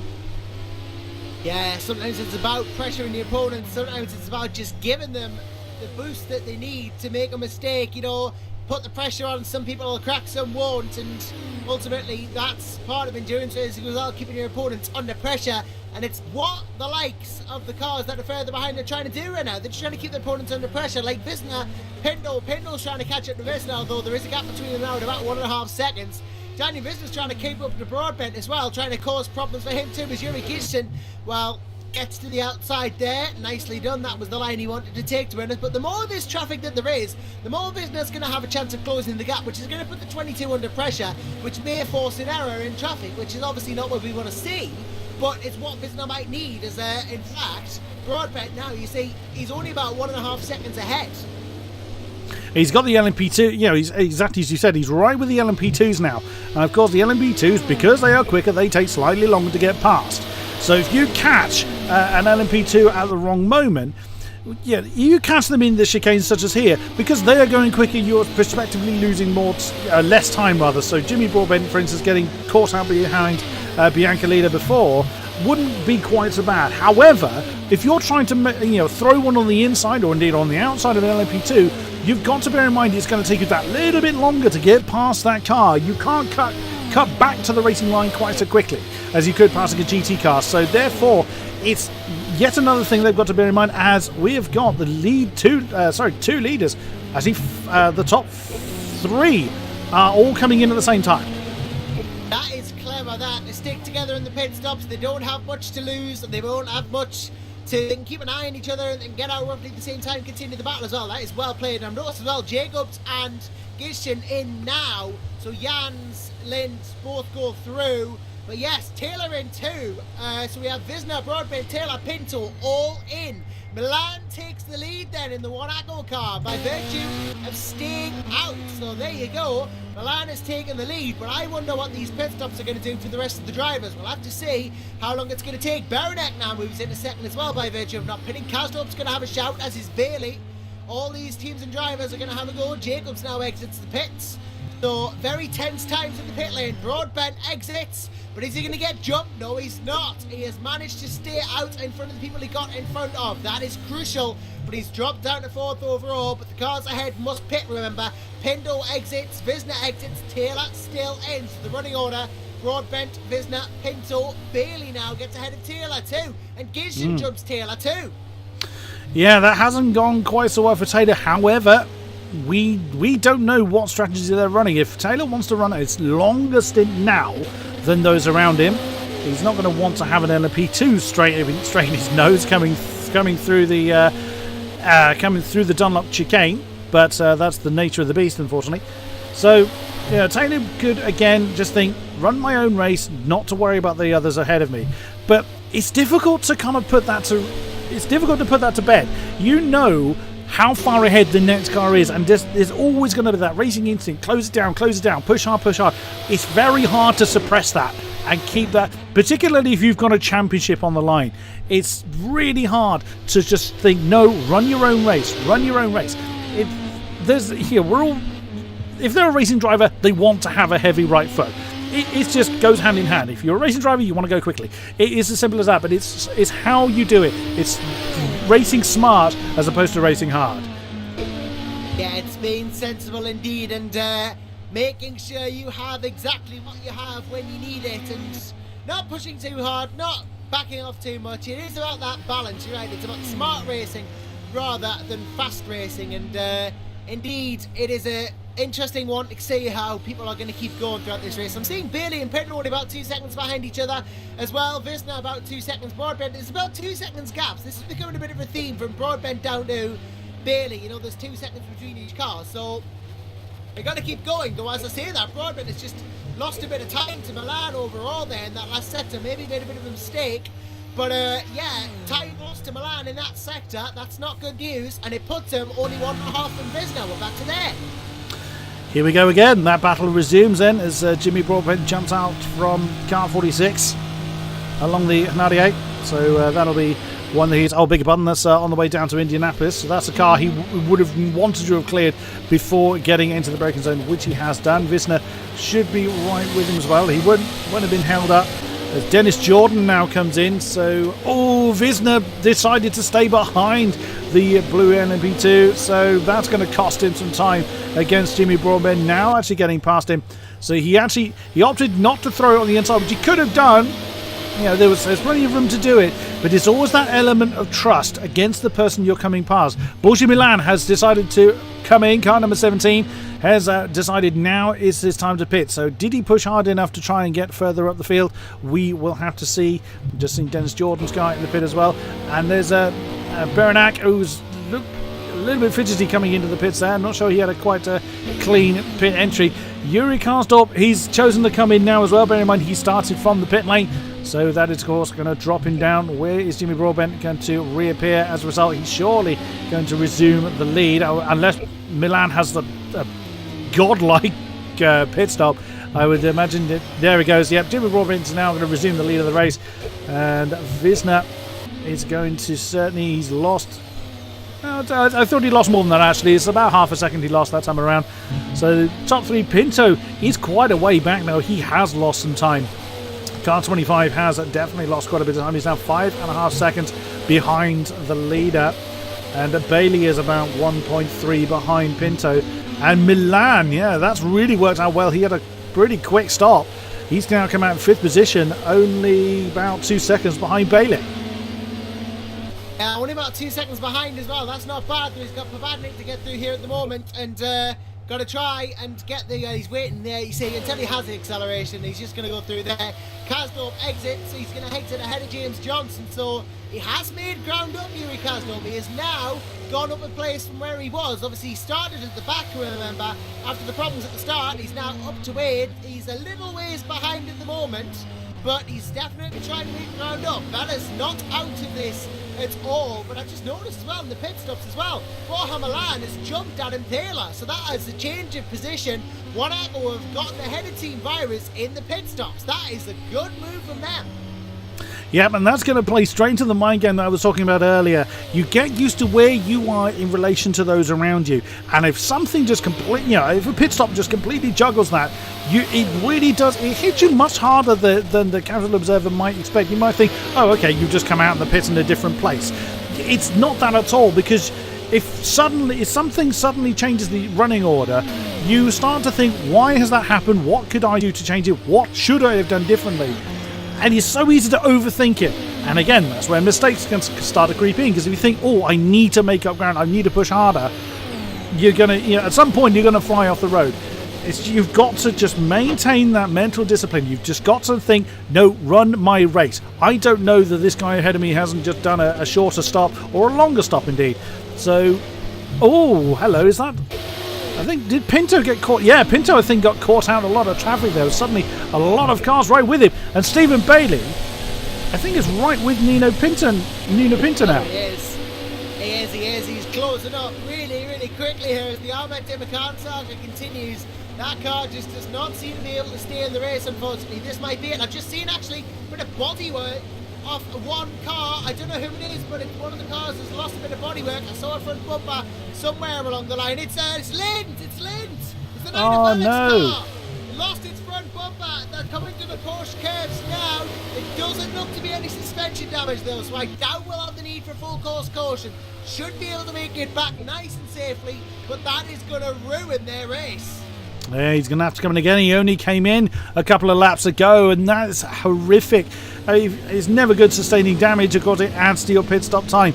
But if you've had to come in again, the amount of time lost is just exasperated by that much, and that's a huge chunk of car missing. That's not the ideal way of lightening your car, I must say. But that is the nature of endurance racing. So he is going to be in the pits a while. But I think it's fair to say with any 24-hour race, he will not be the only one fixing a fairly significant chunk of damage. So he may have his problems now, but never discount someone like Dennis Lind. Yeah, what it was is he was coming into Indianapolis, such a classic corner to get wrong as well, and he just took too much speed and it went too wide. Car slid a bit, tried to catch it, hit the gravel, poof, into the wall, front bumper gone. Now he's facing a fairly lengthy repair stop, unless there is no suspension damage. Because of course we have quite long repair times for major damage here in the VEC, up to 12 minutes I believe, but I doubt that's going to be that long for Lind. It's just the front bumper. Team can get it fixed in a matter of minutes I believe, maybe, and get him straight out. So there'll be flat spots on those tyres as well that they have to watch out for, that are going to make it awful. They just have to keep their heads up. Not good damage, of course, to have, but it's far from race ending. There's much worse damage they could have sustained. Got off quite lucky, definitely, I'd say, and they could still be with a chance of good result here. Just to keep their heads up and keep going. Yep, there's still 23 hours to go, so there's still time to try and close that gap in. Yet again comes back to the mental discipline, which a number of observers may not kind of understand. Oh, it's sim racing. Yeah, where could the mental discipline be? Well, it's exactly the same in the sim world as it is in the real world. These guys that actually pound the track around Le Mans for 24 hours, they go through the same kind of questions and agonizations. Oh, there's damage to the car. Is this race completely run? It can be all too easy to think, oh, well, that's it, job done, let's go home. But yeah, that's not it at all. You don't know what difficulties could fall your opponents. If you make a mistake, nothing will stop anyone else making exactly the same mistake. Again, looking at the Chappelle, I'm looking at Stephen Bailey at the moment. That's a lot of traffic he now faces himself. Okay, he's on the Hanadia at the moment, but if he catches any of that traffic at the wrong moment, if someone just cuts back to the racing line slightly too quickly, if he himself comes back to the racing line too quickly, everything suddenly changes. So you can never discount yourself from a race like Le Mans at any given stage, no matter what the circumstances. No, you can never count it out, and there's the likes of Visner and Roadrunner just passing each other now. It's Olivier Forster and Danny Visner within about half a second of each other here. The GT categories, this is the battle for 26th overall, and thereby it's 5th place in GT. So Night of Alex versus Zandro Sim Sport. These two going at it now. That just past the corner, funny enough, with the Night of Alex LMP2. Lost the front bumper. Fortan just gets out of the way and cuts back through. Pinto's going to have to get through on Dylan here, and indeed he does. That's them out of the way as the rest of the P1s try to come by. But this is an interesting battle between Fortan and Dylan here. Of course, Martin Dylan in the Night of Alex car, Olivier Fortan in the Zandro Sport 77. Notably though, both Corvettes, when it comes down to setup and driver skill, both cars the same. Absolutely. Dennis Lind still finds himself in the pits. He's lost an entire lap due to the damage, so that is not going to help his cause. Yeah, Fortan doing what he can to get ahead of Dylan, or stay with him at very least. One of the LMPs. That is Adam Taylor that's just coming through. Trying to identify which one of the cars that just came through that particular battle. And another one in the pits is Ferrari 73, Riccardo Corazzari. There's that coming as well. Looks like he's trying to identify if he's got damage on that car as well. Oh no, a number of the GT3s coming in. The Corvette of Arnie Schoenviet. There's actually quite a few of the GTEs all coming in at the same time. They're all coming in to keep Dennis Lind company. Yeah, obviously GT pit time about the hour mark we thought was going to be it, and in fact it is so, and I think the Caspian team have given up now. They have DNF'd and I look at the rejoining. So that is the Caspian car out of interconnection issues. That really is the worst way to go as well. Absolutely gutting. Again, it's akin to blowing the engine so early on. And what a great shame. It's one of these things you just got so little control over. You know, months and months and months of preparation, all the practice, all the tuning of the setups just to die after 8 laps. You've got to feel for the team. Yeah, you do. It's the worst way to go. It's one of our little things we have in esports as well. Sometimes your connection can just drop, and that just goes wrong, and you can't do anything about it. It's almost like just a random electronic failure in real life. You know, it's our version of that. Effectively, it can just happen, and there's all going to be more problems for esports races than there are for real races. We have to worry about this sort of technology failing, and actual races don't. But yeah. Speaking of worries, Daniel Visner should be worried. He's only 6 tenths ahead of Pinto again. The battle seems to be brewing again for LMP1's P2. Yeah, he's got to do the defensive game all over again as they come through that second chicane. And that's Bailey's rhythm as well, so that's a 3-car battle now that Bailey's got a great ringside seat for in car 35. Yeah, these two really going on at the moment, as is the battle for between Jordan and Capella and Parkin. Actually, there's lots of battles going on now. You see, I told you it would start to heat up as the race continued. Indeed, now we got Parkin and Capella going at it, as well as Visner and Pinto, and Kieran Parkin in that Atlantic car as well. A very capable driver in his own right. We've commented several times throughout the season that when that car is in the hands of Kieran Parkin, things tend to go very right, and he's showing us right now just why, with the fact that he is catching Capella here. And another battle to watch potentially, keep an eye on Kieran Parkin, is Georgievich and Schmeider and Diamond as well, those 3 cars as well, as Visner and Pinto starting to pull away, but Parkin is just getting closer to Capella here. They've got a David Berenek and the LMP1 team in the middle of 2 of them here, but Berenek has cleared them now and Parkin's got the clear air again. He does get a great run from that right-hander at Arnache. I did wonder whether he was going to actually start to get a little bit closer to Capella, but didn't quite have as good a run as he would hope. But he's really helped him close in on the next in class, next in the LMP2s, as they head down to, I beg your pardon, there was the Mulsanne they came through, now coming up to Indianapolis and Arnache. So yeah, exactly. It's never long between moments of battling going on. There's usually a fight somewhere up and down the field. Despite the fact that it's 24 hours long, you don't have to wait too long before you start seeing battles, just we're seeing here between Parkin and Capella. And it doesn't look like either of them are going to relent, and yeah, fair play to them. Yes, fair play indeed, and well. Fair play indeed is turnabout for Parkin, who continues to catch Capella here. Of course, they've been lapped by the leaders, but they're only about half a second between each other, so they're going for it tooth and nail here. These two definitely want to have a go, and I'll tell you who else is: Stephen Bailey and Nuno Pinto. Very similar looking cars, those are modern DHL cars, but the fact is they're half a second between each other, and Bailey looks to be closing. This could be an interesting one for these two, with the Audis both going at it, both Audi R18s, both diesel powered, V6 turbo, Le Mans prototypes, and the only difference really is the setup again in the drivers. Bailey, of course, the Le Mans specialist, and Nuno Pinto, who's been really impressive this season, about to go at it with a Daniel Visner right in front of them. Yeah, Stephen Bailey yet again a great ringside seat, and that's Jimmy Broadbent's not actually too far ahead, so that's just shy of 4 seconds between first and second. It's just shy of 5 seconds actually first to fourth. So, and the first hour has gone, and still the top end of the LMP field has not separated by that much. Stephen Bailey maintaining the pressure on Nuno Pinto, who himself is trying to do something against Daniel Visner. Part of you as a racing driver would like to have just a quiet race, you not having to defend from anybody, but you realistically know that's not really going to happen.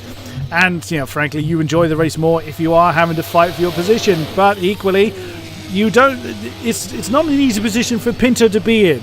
You know it's an endurance race. Of course, we've gone over that a few times already. However, he's now got to have to balance between a potential offensive move from Bailey, although Bailey's a little bit too far back to make a move at the moment, but he's keeping his eye very much on Visner.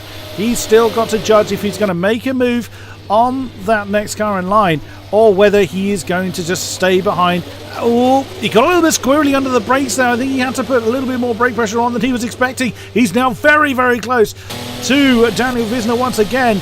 It looks like they're catching. That's Manuel Biancalida they're catching up to again. He's really struggled in that Porsche today. So whether his luck will get any better as the race continues, or whether the next driver along has a better time, we don't know, of course.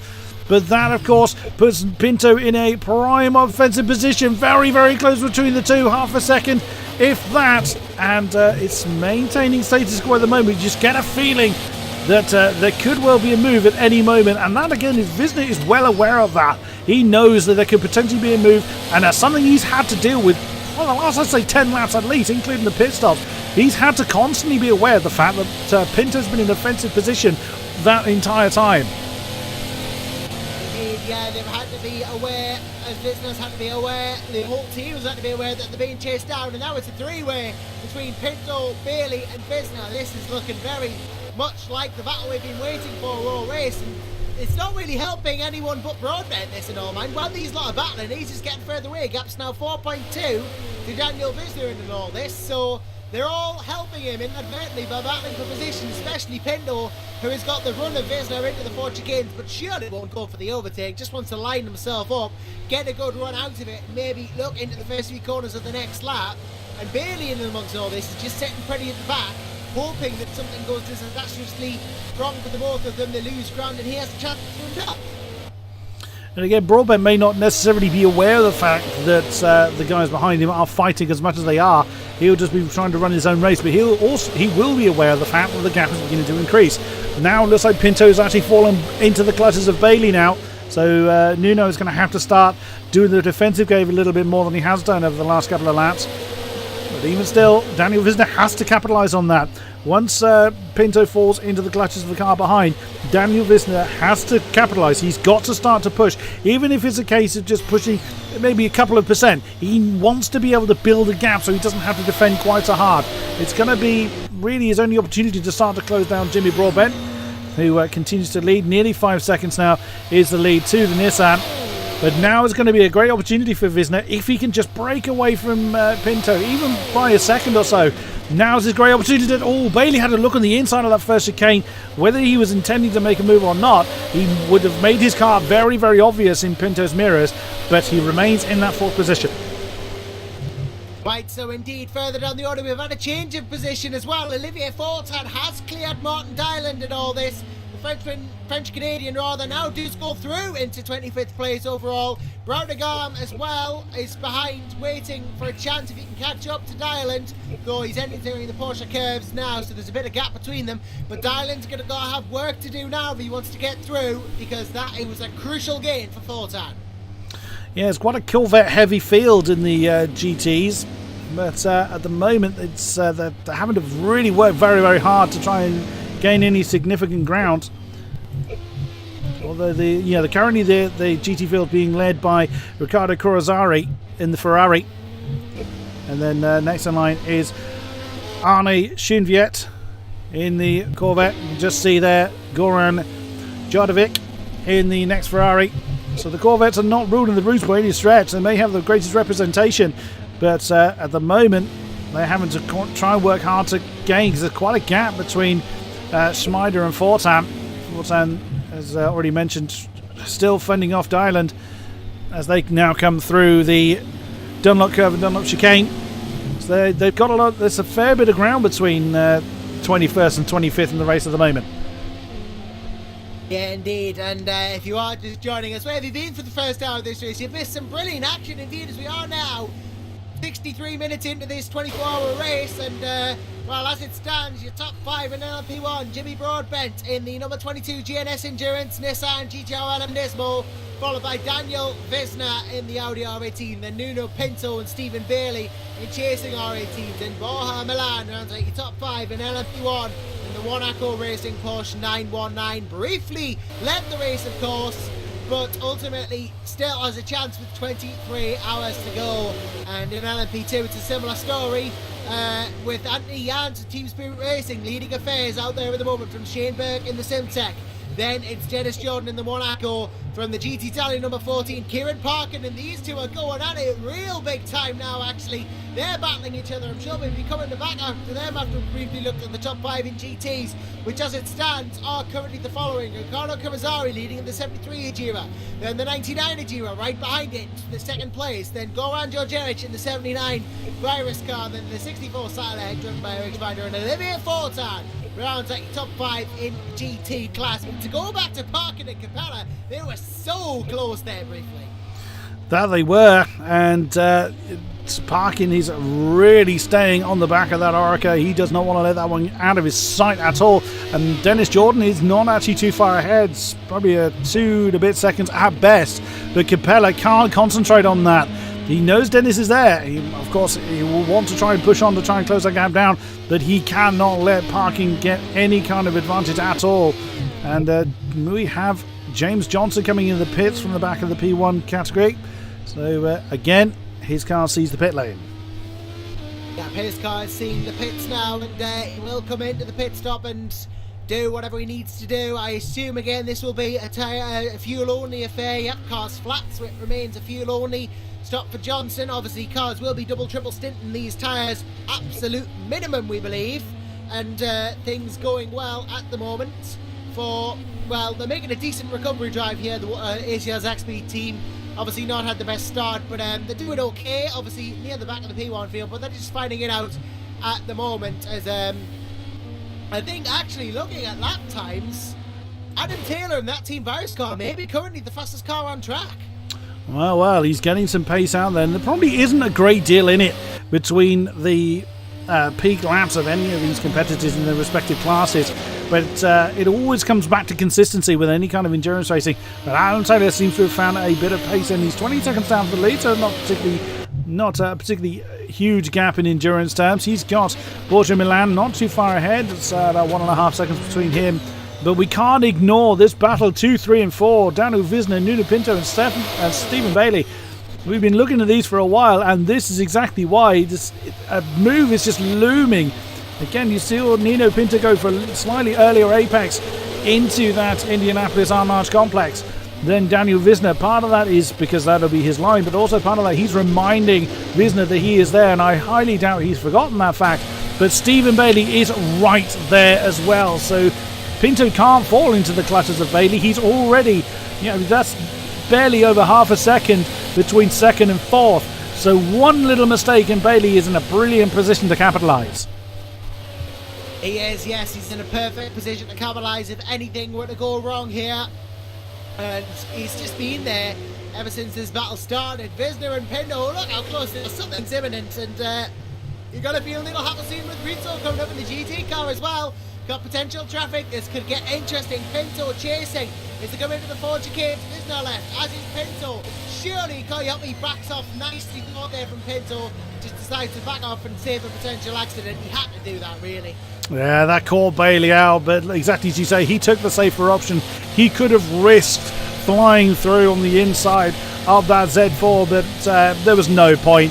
You know, only an hour in, there's no point making silly moves like that. Bailey knows full well he can close down the pair ahead of him. He's done it several times already. So it's simply a case of just, you know, keep it steady and maintain your pace. Yeah, indeed. Just got to keep that pace nice and steady, but Pinto wants to get the position now. I think this is the lap, really, Chris, where he's going to attack the most. He's got to go for it this lap if ever he was going to go for it, is to come round down into the wall side now. Pinto senses the opportunity this time. I can just see there's a bit more determination in that Audi this time, a bit more flair in his driving style. This is the Nuno Pinto in attack mode we've been waiting to see all race. He's now starting to reel in Visner, but this time he's reeling in with an idea of getting past him. He wants second place and he's not willing to wait much longer. Visner made a very clear statement of intent there. He wasn't staying as far to the outside as he could have done. He very intentionally positioned his car slightly more towards the inside. That was a very clear statement of intent. I will defend this line if you choose to throw it on the inside. Oh, jumping back to the P2 battle, Capella and Parkin. Capella got really caught out. There was a Corvette there of, I can't quite see who that was out of the back of the shot there. But Capella got really caught out, but Parkin couldn't capitalise as he was equally stuck behind behind the pair of them. He had absolutely nowhere to go unless he wanted to try and make a move off track, and that wouldn't have gone well for him either. So the battle here, that's for 13th overall. Vincenzo Capella and Kyron Parkin rages on. They've again, we're seeing the same thing between these two as we're seeing in the second, third and fourth. Very much a case of statement of intent. I will continue to attack, but Capella is doing a great job of defending at the moment. Yeah, doing a great job of defending, trying to pull that lead out again. And, well, Visner, I think, trying to pull a bit of a lead out. He's gained a 10th on Pinto, but that's it. He can't gain much more at this point in time, unfortunately, because Pinto has got him at every other point on the circuit. Every single time Visner gains a 10, Pinto just takes it back again. And these two really the match of each other as they come into Indianapolis. Neither one can really gain a discernible advantage. They seem to have the run of each other, though Pinto can't. No, I thought he might have chanced it, shouldering it on the inside of Onage, but he thought better of it then. Bailey obviously going to be catching up the more these two battle. This is the problem when you have the run of each other. You give time to the opponents behind if you can't get the move done, and that's what Pinto's failing to do now. He's failing, in all honesty, to get through on Visner, and that's his trouble, that's his problem. He needs to find a way through sooner rather than later, otherwise he's just going to be holding himself up. Very true, but again, he doesn't want to try a too risky move so early in the race. He knows full well there's a very long way to go. That car has many, many more laps it needs to do. So he wants to try and do, again, it comes back to racing fast and racing smart. But what he's doing all the kind of mind games that any driver tries to put on another, keeping the car very clear in the mirrors, making sure that you just remind the driver ahead of you that you are still there. He wants to try and force a mistake. That's the easiest way any driver gains any positions other than pit stop strategy. Stephen Bailey's actually chosen now to come in the pits, so he's going to try and undercut Pinto and Visner to a degree. Of course, there's no tie, as unlikely they're going to be ties, exactly as we saw earlier on. So Bailey is going to do a quick fuel stop. So what he wants to do is he wants to capitalise on the fact that Pinto and Visner are fighting as hard as they are. Indeed, there's just fuel going into Bailey's car. So he's going to push. He's likely to push very, very hard when he comes out of the pits to try and get past Pinto and Visner due to pit stop strategies. Yeah, indeed, and that's going to be his strategy. I think, as we're seeing, they are going to be 10 lap stints from that DHL number 3 car, going for slightly shorter stints so that he doesn't have to fuel save, just going to go for it at its maximum attack all the time. It's what they did last year, it's what they're doing this year, and it seemed to work well enough for them last year. They're trying to undercut, they're trying to use less of the time-saving fuel. I'm going to go for the full 24-hour sprint mode here, and that's not what Pinto and Visner will be doing. If they're going to have to save fuel, Capella and Parkin, obviously, they're coming every 45 minutes, 40 minutes or so, being P2s. They all come in about the same time anyway, unless someone gets out of sequence. But either way, an interesting battle, definitely still languishing about. It doesn't seem to be gaining, it doesn't seem to be going anywhere, but it's still there, and that's the good thing. Because it's languishing about, because it still exists, it's still open for potential surprises. Absolutely, and again, we saw how Jimmy Broadbent got very much caught out behind Biancalili's car about 10 laps ago through the Fort chicanes. That is so prominent because, again, the field is so large. Yeah, it's not just 20 cars on track. There's still 33 cars out there, and any one of them could cause a problem for fellow competitors. Actually, Jimmy Broadbent's had a problem somewhere. He's lost a second on these two. I say a problem here. He probably just got caught behind a back marker. There he goes. He's now just 4.2 seconds ahead, and there's quite a bit of traffic then that these guys are working their way through. So we'll see then, and that could also be something that Stephen Bailey might get caught out with. Actually, he's come out right with Yuri Kasdorp, so he might still have to fight if Yuri fancies an opportunity. I would imagine he might not push too hard, but of course the tyres are, the tyres have done the same length of time, so there's no tyre life difference, but Stephen Bailey's option of trying to do the undercut may come undone slightly if Kasdorp starts to attack for 7th. Yeah, quite so indeed. If he fancies his chances, Kasdorp, he could probably go for Bailey, and that's going to cause significant problems for him and cause significant drama, perhaps, if Bailey cannot then proceed to get himself back through. But Kasdorp and Bailey still going for it here. In fact, Yuri is drafting Bailey here. He's going to have to go to the inside of Stephen if he wants to defend this place, and he does so.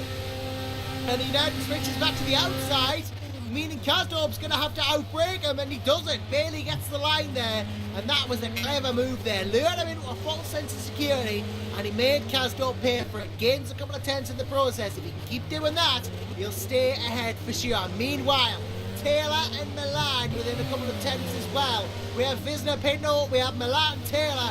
Both of these battles now going on for positions, though I feel perhaps that Taylor is more than likely to make it go through here as he comes up to his teammate in the Virus GT, Georgievich there, and obviously he can't get through. I mentioned Georgievich is just going to make this easy. Yep, does so. Taylor just goes straight through, but he's going to catch up to Milan again. Meanwhile, Karazari has brought Visner, and Pinto's closer than ever. Indeed he does. They've just got their way past one of the GTs. Pinto keeping that pressure on in that 25 car. He wants that position, but again he's not willing to risk a silly move as Broadbent has really opened up the gap now. I wonder if I bet you Broadbent's got no one around him. Indeed he doesn't. Broadbent is completely on his own. He's got 6.2 seconds to that chasing pair behind, so without any GTs, without any P2s to try and get past, Jimmy had floored it and he's begun to build that gap up again. So again, he may not push too hard for too long, but he wanted to get a little bit more gap between himself and these two.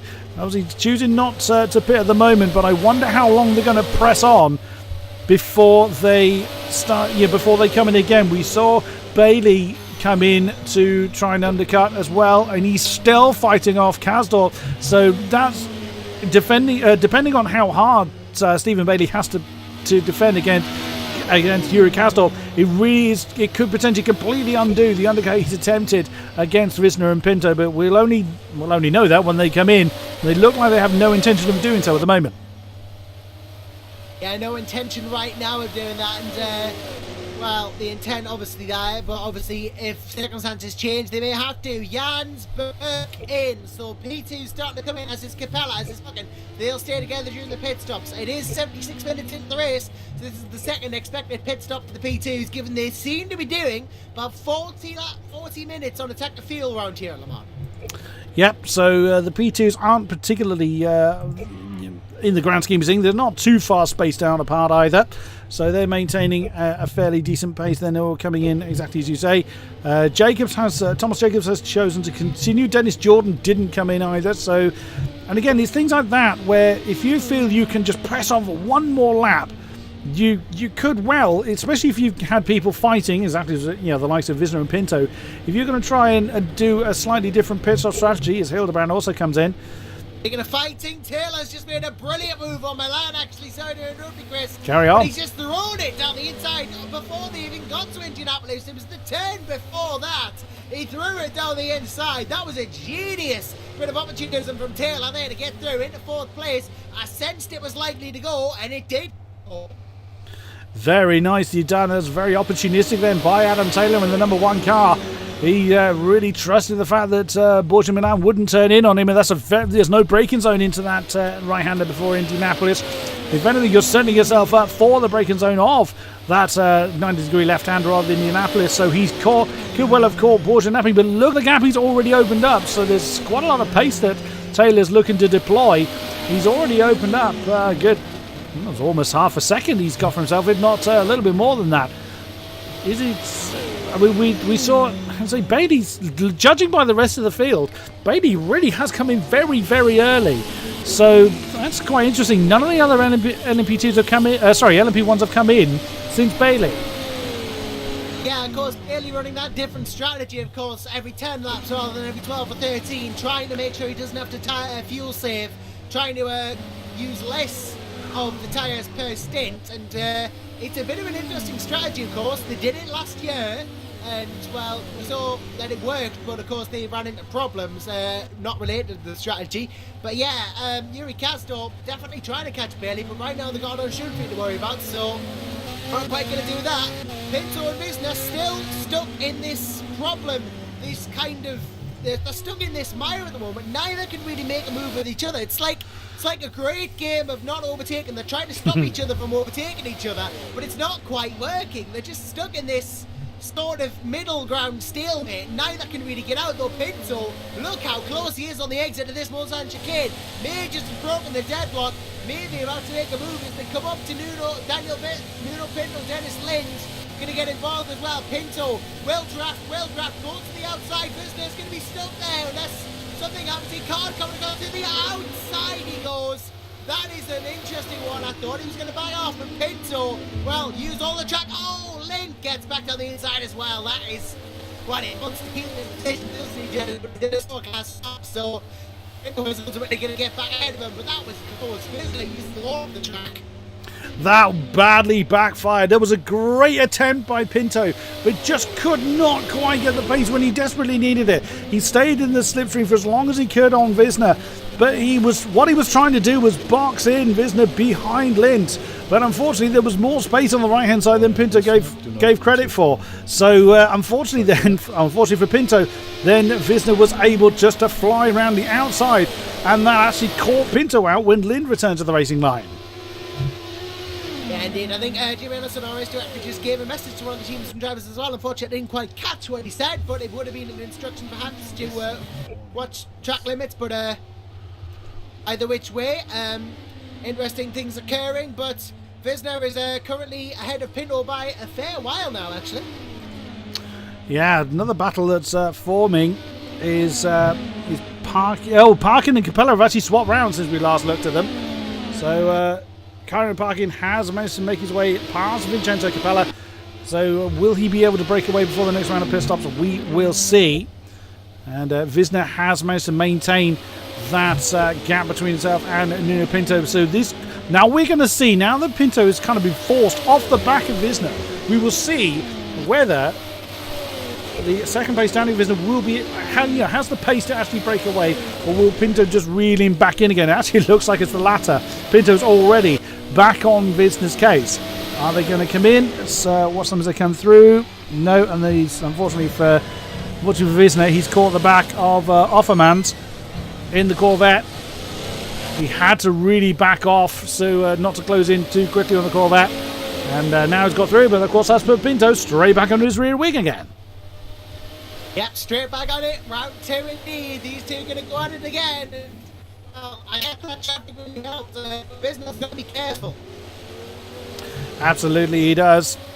As again, coming back to sort of mental discipline and concentration, you know full well that a driver is there, especially when you've been used to defending, you've been used to keeping a driver behind you for an extended period of time. When they suddenly make a move, it starts to really kind of mess with your head a little bit. You know they've done it once, and suddenly you think they are very likely to do it again. So Visitor, again, has to calm himself down and just maintain what he's been doing before. He knows it's been keeping Pinto behind him. He's got to maintain that. But of course, with their battling, that's now dropped them nearly 10 seconds behind Jimmy Broadbent. And yet again, here comes Pinto now. Jumps to the outside for that first chicane, but he's going to have to come back in line. That was more... I mean, that was kind of more Daniel Wisner actually maintaining a very heavily defensive line. So that's exactly coming back to what I was saying before. In the laps leading up to this point, Wisner has kind of maintained the normal racing line. He hasn't felt the need to kind of come to the middle, come to the inside line anywhere near as far as we've just seen. So Wisner's confidence may have been shaken a little bit, but he's just got to settle back down. He knows what's been working. Now Pinto's had a look again, but he hasn't got enough pace to throw it on the inside of the chicane. Wisner will know that, so Wisner's got to just get back into the rhythm he had before. Just has to keep into the rhythm, yeah, just needs to keep it going, keep it within range of where he needs to be. And he got a warning as well for that overtake I've just seen on Pinto there for overtaking outside the track limit, so he needs to be careful, otherwise next time it might just be a penalty. Yeah, he's got to be careful of that. So, but on they continue then. And again, Pinto will no doubt suspect that he's pushing Wisner hard into mistakes, so he's not going to want to let that pressure go at all. As yet again, the command of Mulsanne heading down towards Indianapolis once again. We've seen a move already happen into that sequence corners. And Pinto again looks like he's got either he's just maintaining that pressure or he's got no choice but to stay behind. As Wisner's just got enough pace where he needs it. You don't necessarily have to be the fastest guy around every single part to the person you're chasing. You just have to be faster at the crucial points. For instance, it's such a slow corner there at Arnage. You could be the quicker cornering car, but if you can't get past the person you're chasing, it doesn't really matter where you're quicker. And again, Wisner will know this. He knows where he has to defend. He knows where he needs to position his car at the crucial points, not necessarily just absolutely everywhere. He doesn't want to defend blank space as Thomas Jacobs, now in car 31, comes into the pits. Yeah, into the pits comes Jacobs now, and I assume again this will just be a fuel stop. I don't imagine any tyres going on the car here. Yep, same as always, just fuel. And, well, Jacobs will obviously come out behind Anthony Jans, Shane Burke, Vincenzo Capella and Kieran Parkin. So all those cars will get through. Nuno Pinto, though, and Daniel Wisner both into the pits now as well. So joining him as is Broadbent in too. So next pit stop due for these P1s, and seems to be every 42 minutes compared to every 10 laps for the DHR team. So it seems that they're coming in roughly every 12 to 13 laps as compared to the 10 of the DHR. So you can see about 6-7 minutes in between stints, though Milan, of course, staying out, will, of course, go into the lead again. Not net lead, of course, because he has to pit himself. But David Berenek as well going to gain some ground. But then again, Berenek has to pit too. So Taylor now comes in as well. Cars left, right and centre in the pits, obviously. Going to shake the order up again. Yeah, Berenek currently ahead of Bailey, because Bailey we saw make that very early pit stop. Where is he going to come out? And Jimmy Broadbent is now on his way. Where does Bailey and of course Berenek at the moment reappeared? Jimmy returns to the track in second position. The only person ahead of him is Porsche Milan, and Berenek goes into third with Bailey fourth, Yuri Kasdorp fifth. But that puts additional pressure on Wisner, who is right behind the particular chain. Of course, Pinto still right on his tail as Adam Taylor comes into the pits as well. He's just started to get underway. So that's going to be interesting, because now Daniel Wisner is right with a lot of cars on a different strategy. So not only has he got to try and judge whether he's going to try and push to get past Kasdorp and Bailey, but he's still got to keep Pinto behind him. Yes, Pinto's going to stay behind him as well. Wisner out to the very outside and goes past the next two cars as well. Just trying to use as much of the track as he legally can, of course, here. Kasdorp as well ahead. This is going to cause problems for Wisner because Kasdorp hasn't pitted, so he doesn't want to get stuck behind him. Bailey and Berenek going into the Mulsanne chicane. Bailey can't break this lead. Yes, he can. He's trying to. Contact, and Berenek goes round. Berenek into a half spin, and that is a very uncharacteristic mistake. Stephen Bailey there. Not often he misses his brake point and causes contact like that. That is a shame that happened, of course. But Berenek now round there, and I assume that will possibly be a warning for Bailey there, because he just went down the inside, overshot it a bit much, lost out himself, but Baranek a lot worse off. Yeah, that's going to completely undo the strategy he was looking to deploy, because Kasdorp is ahead of him now. Of course, Visner is really caught out. He's behind Pinto now, and actually back behind. I lost track of which of the LMP2s that was. So that's undone very badly for Visner, because he wasn't caught up in the initial contact, but he's been caught out as a result of the cars all shuffling around. Pinto has enjoyed that one, now shot off ahead of Visner by a good 2 to 3 seconds at least, and that's going to put a lot of pressure on Bailey to either try and recover the time or just to try and get back into his rhythm. Of course, Bailey trying in different strategies to those around him, and that could well have put a lot of pressure on his shoulders he really didn't need. Yeah, didn't need that pressure, and now he's going to try and get through. He'll be worrying about any potential penalties as well. Kasdorp and Bailey not far from each other now. Broadbent obviously behind Milan, who hasn't pitted yet. I assume when Milan gets back into the pits, Broadbent will resume the lead of this race. Then it's Jordan has come in meanwhile for the 1 P2 entry. Adam Taylor, David Baranek still behind the likes of Visner and Pinto. But right now, at least, Bailey is going to be worried about potential penalties potentially coming through. But Milan get to pits, so he gets to lead the chance to lead the race once again. He does, and well, why not? I suppose you can add that to your CV. Have led a 24-hour event. He continues though, and he technically has a technically he does have a larger goal. He caught up very quickly then to the Corvette of Boccia, I think it is. Couldn't quite see which of the Corvettes that was, but I think I caught him out slightly because that Corvette was rather slow coming through the Dunlop curves, but he's okay. But that would have cost Milan quite a bit of time. Broadbent is just coming past Hall, so that could have potentially cost Broadbent a little bit of time depending on where he caught that P2, but he continues on nonetheless. Kasdorp in third position with Bailey in very, very short succession. And there is Pinto just coming past one of the P2s. Can't quite see which one that was. Visner still has a lot of work to do. That's 3 seconds just shy between himself and Pinto, and he knows the pace that Pinto's been experiencing, so he knows there's going to be a lot of work. But of course, if Pinto gets on the back of Bailey, if Bailey's going to stretch out this stint, then that's going to start to help Visner get back in that particular battle as well. There's David Baranek, who was caught up in that particular incident, as we saw. Adam Taylor finds himself about 10 seconds off the back of Baranek at the moment. Johnson, who came through the pits recently, he's in 9th, very lonely for him. Leading the LMP2s is Anthony Jans in 10th position overall. He's currently on the Hanardier. Dennis Jordan in 2nd. Shane Burke, not too far behind. And it is Capella, still with Parkin in pretty short succession, as Milan's just actually come past those guys. Parkin, and then Jacobs finds himself right in the middle of a couple of cars he doesn't really want to be in the middle of. That is Lint and Broadbent. He finds himself right with. Of course, Lint, with that damage, had to come in for a very long time. He lost easily a lap on his race. As Jake Hall, rather much on his own. Peter Grout is again a lonely race for him. Eric Vestrom has Taylor right with him as well. So 18th position. 19th is Matt Richards. He again continues on his way. There is Guigen that is Johnson right with him. There is Dennis Lint in 21st position. So he finds himself 3 laps down from the leader. Leading the GT3s is still Riccardo Corazzari in the Ferrari. So they've seen very little shuffling around for a while. Arne Chouviet in the Corvette with Goran Jordovec in the next Ferrari. Then Eric Schmeider, 25th overall in the Ferrari, minding his own business. There is Fortan. We saw him fighting Dylan quite a bit early on, but they've now got a bit of distance between them with Braskamp in the next Corvette, car 81.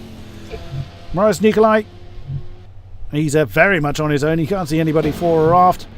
And Milam is in. So the leader of the race now chooses to come in. Just I was looking at Michel Rizzo, the Sol Z4, just coming through the final curves. There is Marcel Offerman in the Corvette, again minding his own business. Charles Batio towards the back of the field. That was the Corvette that Minor was catching up to, and of course Manuel Biancalida, who continues to struggle in that purple Porsche.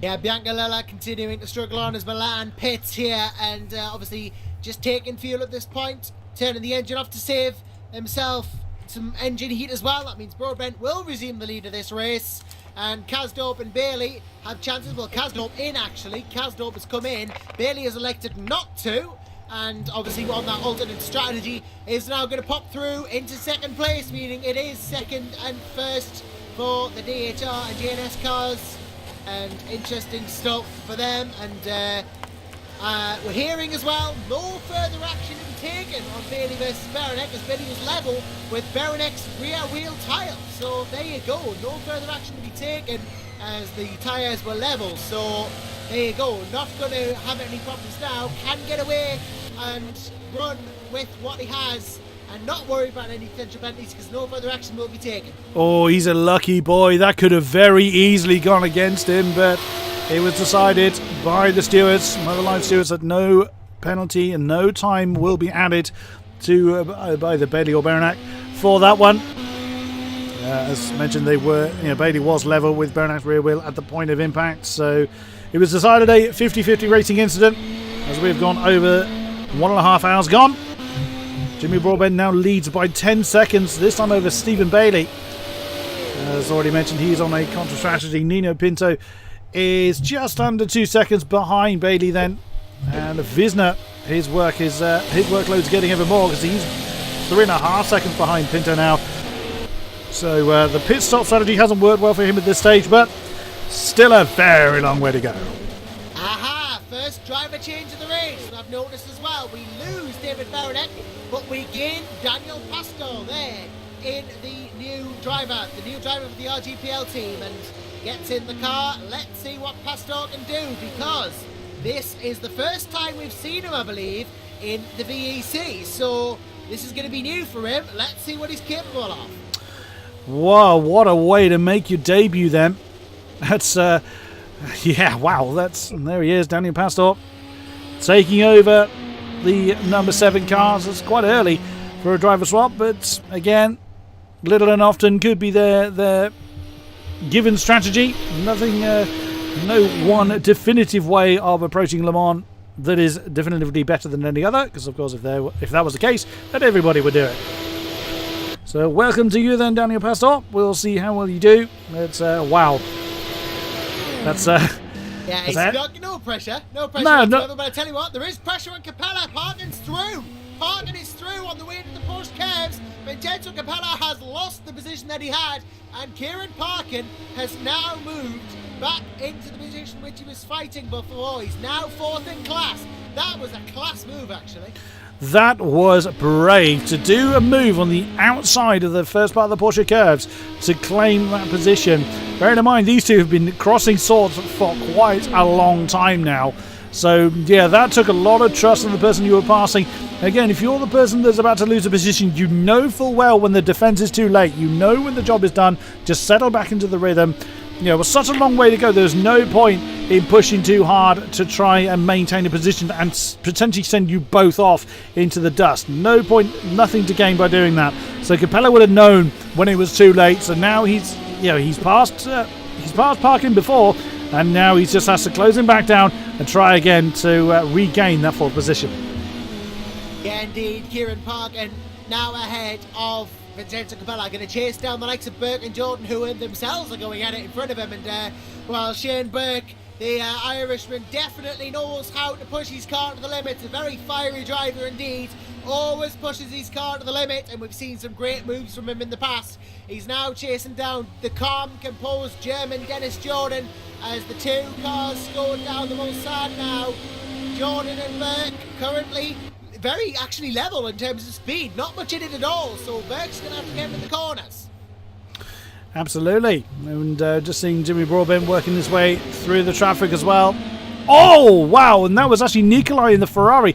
Just as I was looking at Broadbent, Nikolai in his Ferrari locked up very heavily. I actually put Parkin completely out of kilter, and Capella looked to capitalise, couldn't quite get the traction when he needed it. But that put Capella right back on Parkin's goes. It wasn't a great deal of gap between the pair of them anyway. But just as the Ferrari locked up, Parkin had to make a little bit of an evasive move. Now Capella in the slipstream. He is going to... No, again, he chose not to make a move, but Parker's overdone it. He's overshot the chicane. He's given that position to Capella, essentially, and he's got to do it all over again. He just overshot the braking point, and it can happen if you've had to make an evasive maneuver. It just completely upsets your rhythm, and some drivers just take a little while to calm down. Parker may have just hadn't maybe settled himself back down after that evasive maneuver on the Ferrari, and he's lost that position back to Capella. Yeah, drama indeed. Parkin gains a position and then promptly loses it, but that is such the nature of endurance racing. Sometimes these things happen. Capella himself has lost a bit of time now, and potentially this could go back into Parkin's hands if Capella makes a counter mistake. But Berg and Jordan ahead of them are still fighting it out too. Berg is going to chuck it into this corner as fast as he can, brake as late as he can for an Indianapolis.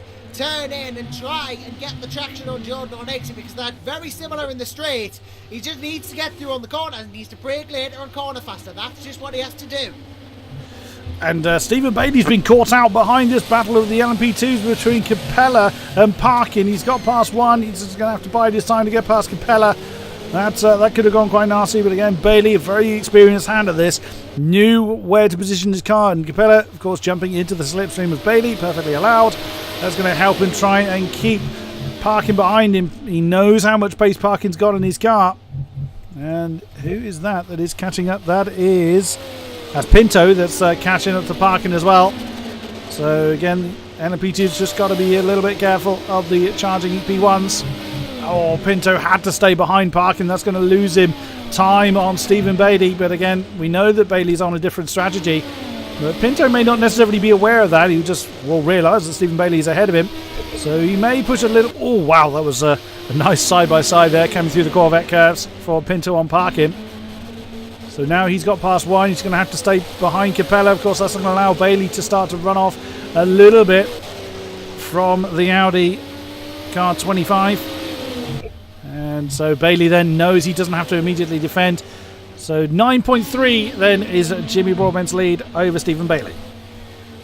Yeah, indeed. We've got lots of good battles going on here. And while we've got this going on, I think now is as good a time as ever, Chris, to have a look at next season. Because we did say, did we not, at the start of this broadcast, we may be teasing some tracks for Season 11 of the Virtual Endurance Championship. Absolutely, we did. We did, and tell you what, we're ready to reveal the first round of the championship. And we will find out exactly what that is, because round 1 of Season 11 sees the return of an event we've already hosted, a different event in terms of that it's distance related rather than anything else. Round 1 is the 1,000 miles of Indianapolis. Oh, goodness me. That's going to be very, very testing in for our drivers. I mean, any endurance event always is, but that many laps is, yeah. And this is actually another point of endurance racing. It's even more prevalent in oval racing. Is where you start to kind of you get into your rhythm, but you start to get complacent. It happens a lot in endurance racing anywhere, but it's even more so in ovals because of the lack of corners. It sounds like a bit of an obvious statement, but if you just kind of tunnel vision, you just think, oh, okay, turn left, go straight, turn left, go straight. You start to kind of essentially you forget that you've got to maintain that spatial awareness, because if you go for your corner that you have done for the last 40 laps and someone's already in it, you can cause a huge incident. And with this many cars on quite a small, or an extended number of cars on quite a small circuit, you'll almost certainly be passing someone at pretty much every single opportunity. So you've got to maintain that level of awareness. Yeah, of course, and it's a very, very long race as well, with it being 1,000 miles. I think the last one was about 385 laps in the end, so it'll be an 8-9 hour affair, maybe even longer, and it will be a long race for the drivers and teams. It's an endurance race in the fullest sense, in that it is distance-based too. So they won't be racing against the clock like we are here at Le Mans. They'll have a fixed distance, and they must complete it. Absolutely. Speaking of battles, Borja Milan and Adam Taylor are still very, very close together as Daniel Visner has just worked his way past that Capella Parkin battle. right behind them. Taylor is looking to do an inside maneuver, and I wonder whether Milan just let him go, because either Milan had a really bad run out of the Molzan hairpin, or Taylor had an absolutely cracking run and has just jumped up into 5th position. Was a little bit deep though into Arnage. No, Milan could try and do something about that. He's staying in the slipstream, so he's not looking to attack. So I wonder if Milan actually let Adam Taylor through. But either way, that's a gain for Adam Taylor. Yeah, gain for Taylor over Milan there, and Mohar is going to have to try and front back. I think because what he did was he backed off because he was on the outside, rather than risk Taylor maybe trying to go through and maybe cause a collision. But either which way, Parkins walking Taylor, big style here. Taylor's going to get frustrated. Milan has his chance given back to him because he just cannot pass Parkins. Here comes Mohan now. He's obviously not going to try and do the final chicane. Parkins just going to try and keep out of the way. Well, he's going to go to the outside, obviously. Milan, though, with the superior cornering, is going to get through. And, well, he's backed off a bit because there's Capella. But that was an opportunity potentially gone there, actually, because he was very close. Now he's lost time. Yeah, Milan for some reason was just. I wonder whether actually Parkins seems to have lost a lot of time going through that section. So either he was trying to back off and Milan didn't read it properly and also backed off to try and slot behind Parkin, which, oh my goodness me, as Milan actually comes past the Seoul Aston as well, coming through the Dunlop curve and Dunlop chicane. But I wonder whether it's just both of them backing off to let the other through. Of course, they don't have a means of directly communicating with one another. So, each team is in their own channel. They don't, they're all lumped into the same T-Suite channel. That will be exceedingly busy for this many cars. So, one couldn't talk to the other, but they both got through it okay. Didn't lose too much time. And now Borja Milan can start chasing after Taylor again. Now Milan can resume the chase on Taylor now, and that is going to be his focus. Just try and get back through, get a position going as Taylor gets bugged by Dylan on the exit of that corner there. That's not going to assist the phase for sure. Pinto and Bisner still further away from each other. Bailey, I think Bailey is actually closing in on Jimmy Broadbent in all this, but he's due to pit this lap. He has closed in a bit. That's about a second and a half gone out of Jimmy Broadbent's lead. But of course, Bailey, exactly as you said, he's due to pit very, very soon. He can't have much left in the tank as he comes past that purple Porsche of Bianca Leader again. So I don't think Jimmy Broadbent's going to worry too much. He's got 13.4 seconds. Oh, we've just seen that purple Porsche of Bianca Leader jump off the track, or fall off the track either way. It's not going well for the purple Porsche from the GT class. So Bailey then, he actually lost a little bit of time on that lap, so he did gain some. Whether it was a mistake from Jimmy Broadbent or whether that particular crossover was... just we were talking about that. Kasdor has just fallen behind Johnson. Yes. That's for 7. So I thought... now that's interesting because, Kasdor was right on Stephen Bailey's case. So either Kasdor's got a problem and he's backing off, or he's just made a mistake somewhere. Well, Johnston blitzed past him on the second part of the Mulsanne there. There's a lot of speed differential, so maybe a bad exit before from Kasdorp or something, or maybe Johnston's just been on fire these last few laps. I don't know. Kasdorp's last few laps have been 27-25, pitted 2 laps ago, and Johnson's last laps have been 25-24. So perhaps just a mistake perhaps a mistake indeed that let Johnson go for it. But James Johnson now making moves for Rachel Zaxby, the team that have not had much luck this season, at the bottom of the LMP1 standings coming into this race. So they need a result, and it looks like they're getting closer to one at the very least. Well, indeed. Yep, still a long way to go. At this point of the race, we'll forever say that. But sometimes the drivers just need to remind themselves of that, especially if they've been in a battle for a long time. Again, look at Milan and Taylor. Oh, again, jumping to that, they've got a lot of traffic around them. Stephen Bailey's actually come in now. Taylor is ahead of Milan.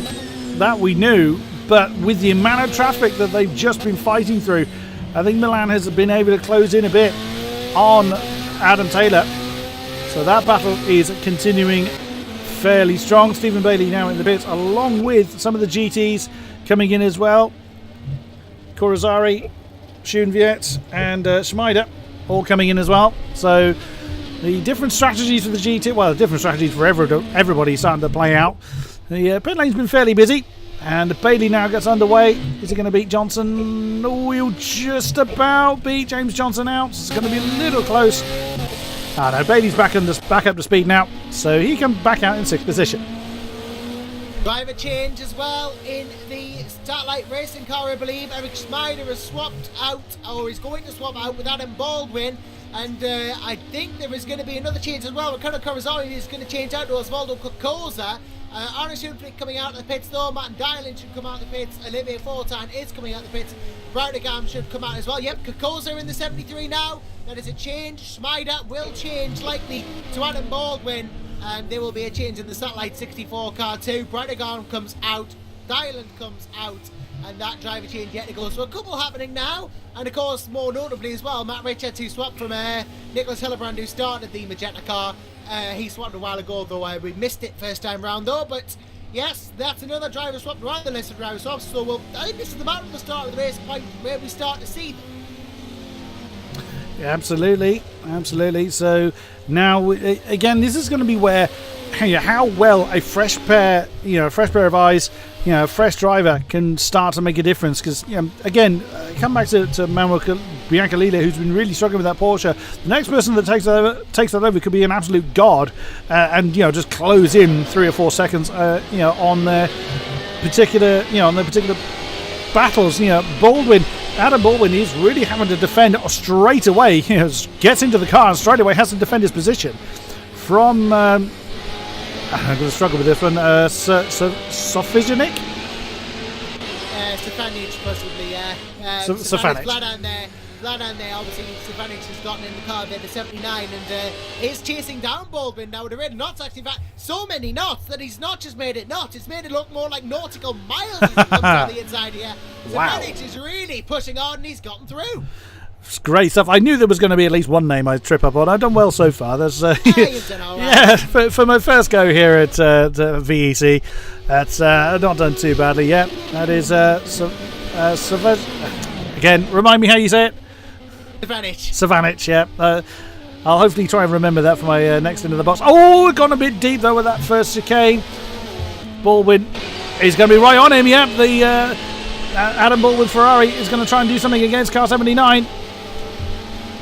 Get in side by side. Car 64 on the inside for the next chicane. We're going to see whether that really makes a difference though. Absolutely neck and neck on pace. Who is going to be last of the late breakers? Of course, Savanic is going to have the inside for the middle, and yeah, Baldwin went early on the brakes there. He didn't really have a choice. He did have once he had the inside, he of course would have had to have taken a tighter line into that first apex, which still gave Savanic the all-important middle chicane. He had the inside for that, and he's retained that 27th place.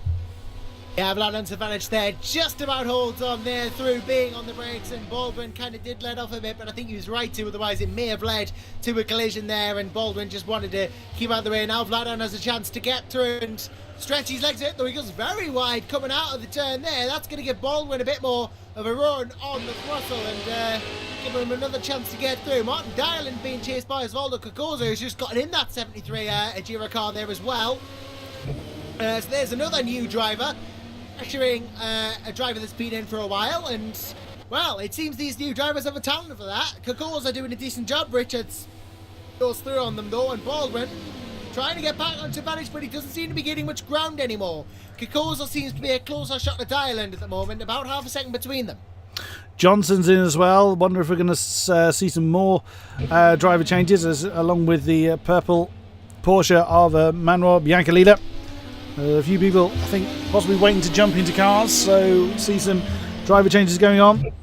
James Johnson, I think just another fuel stop for him. And that Porsche is going, no, Biancalile still pilot. Nope, those two are still with the original pilot, so no, I had that one completely wrong.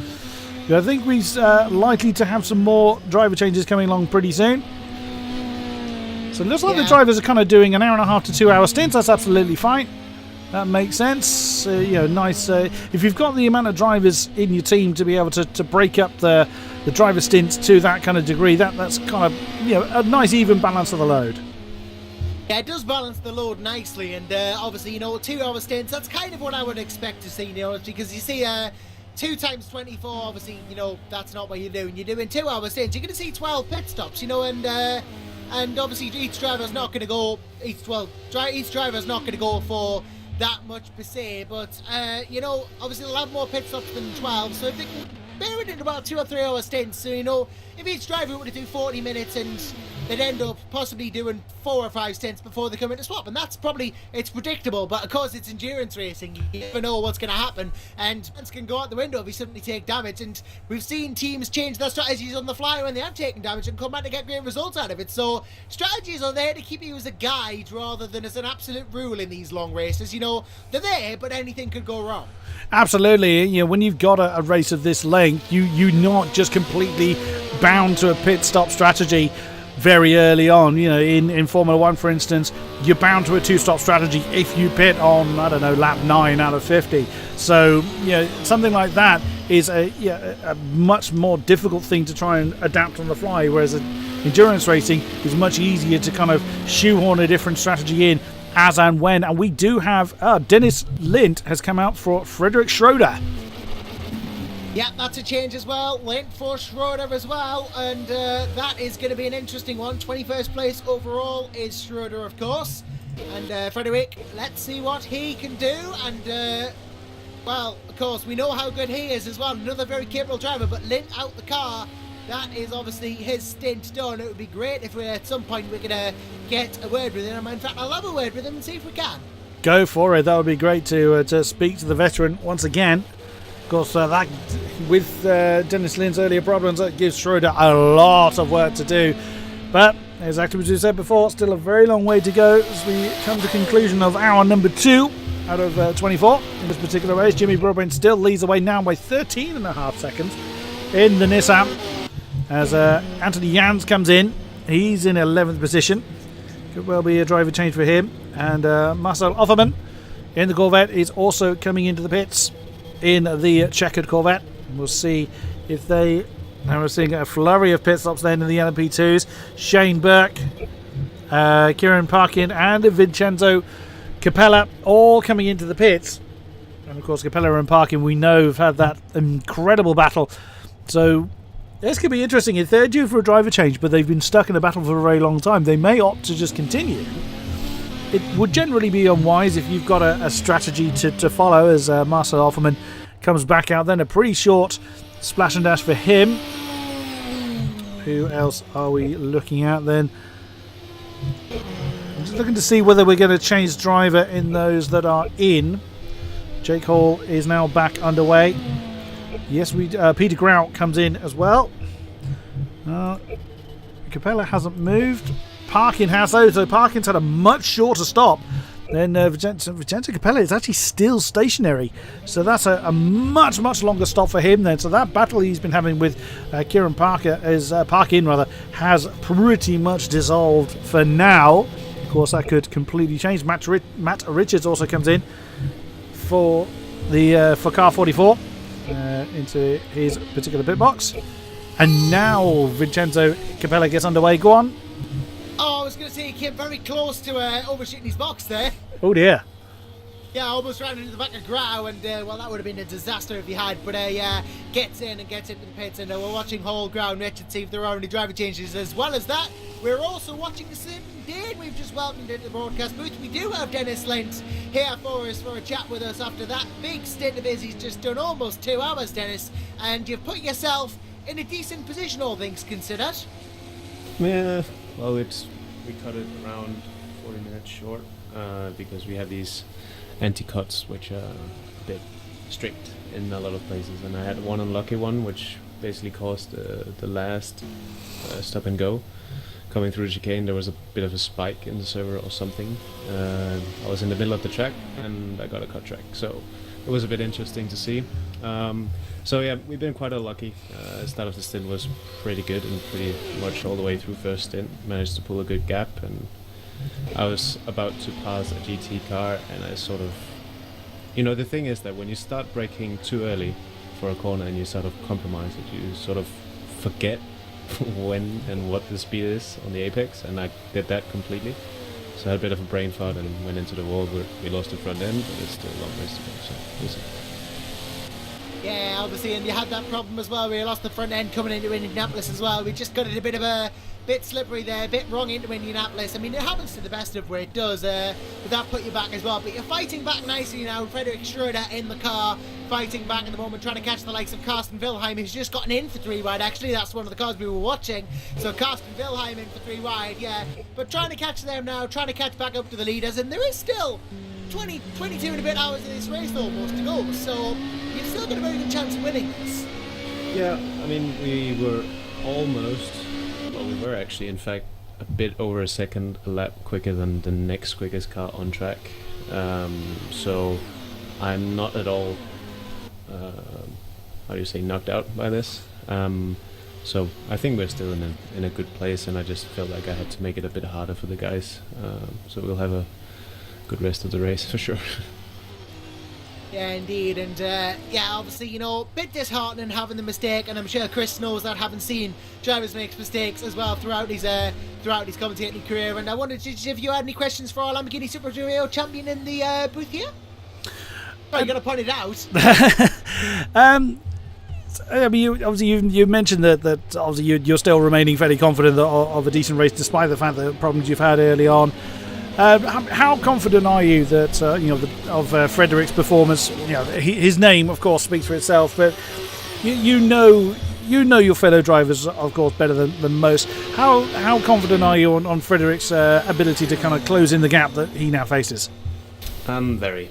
Frederick is sort of, I wouldn't say our anchor, because he's not at all slow, but he's super consistent, and it's very, very rare that we see any kind of mistakes from him. So I'm quite confident that he will bring the gap down. I would say it's a bit far-fetched that we will be back in the lead after this stint, or these next 3 stints. I think around midnight we will be back in contention for hopefully top 5 if everything goes our way. I mean, it's Le Mans, so everything that can go wrong will go wrong at some point during the race. So it's just like in real life, basically. If it can happen, it probably will. So we just sort of trying to keep our heads down and try to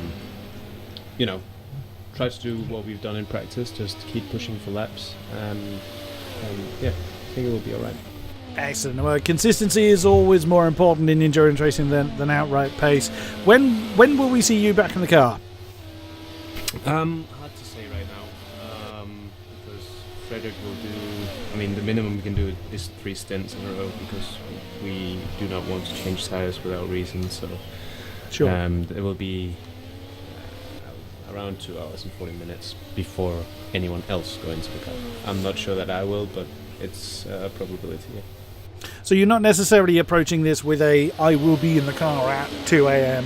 It's a case of just a case of this is where we currently stand. Let's see how.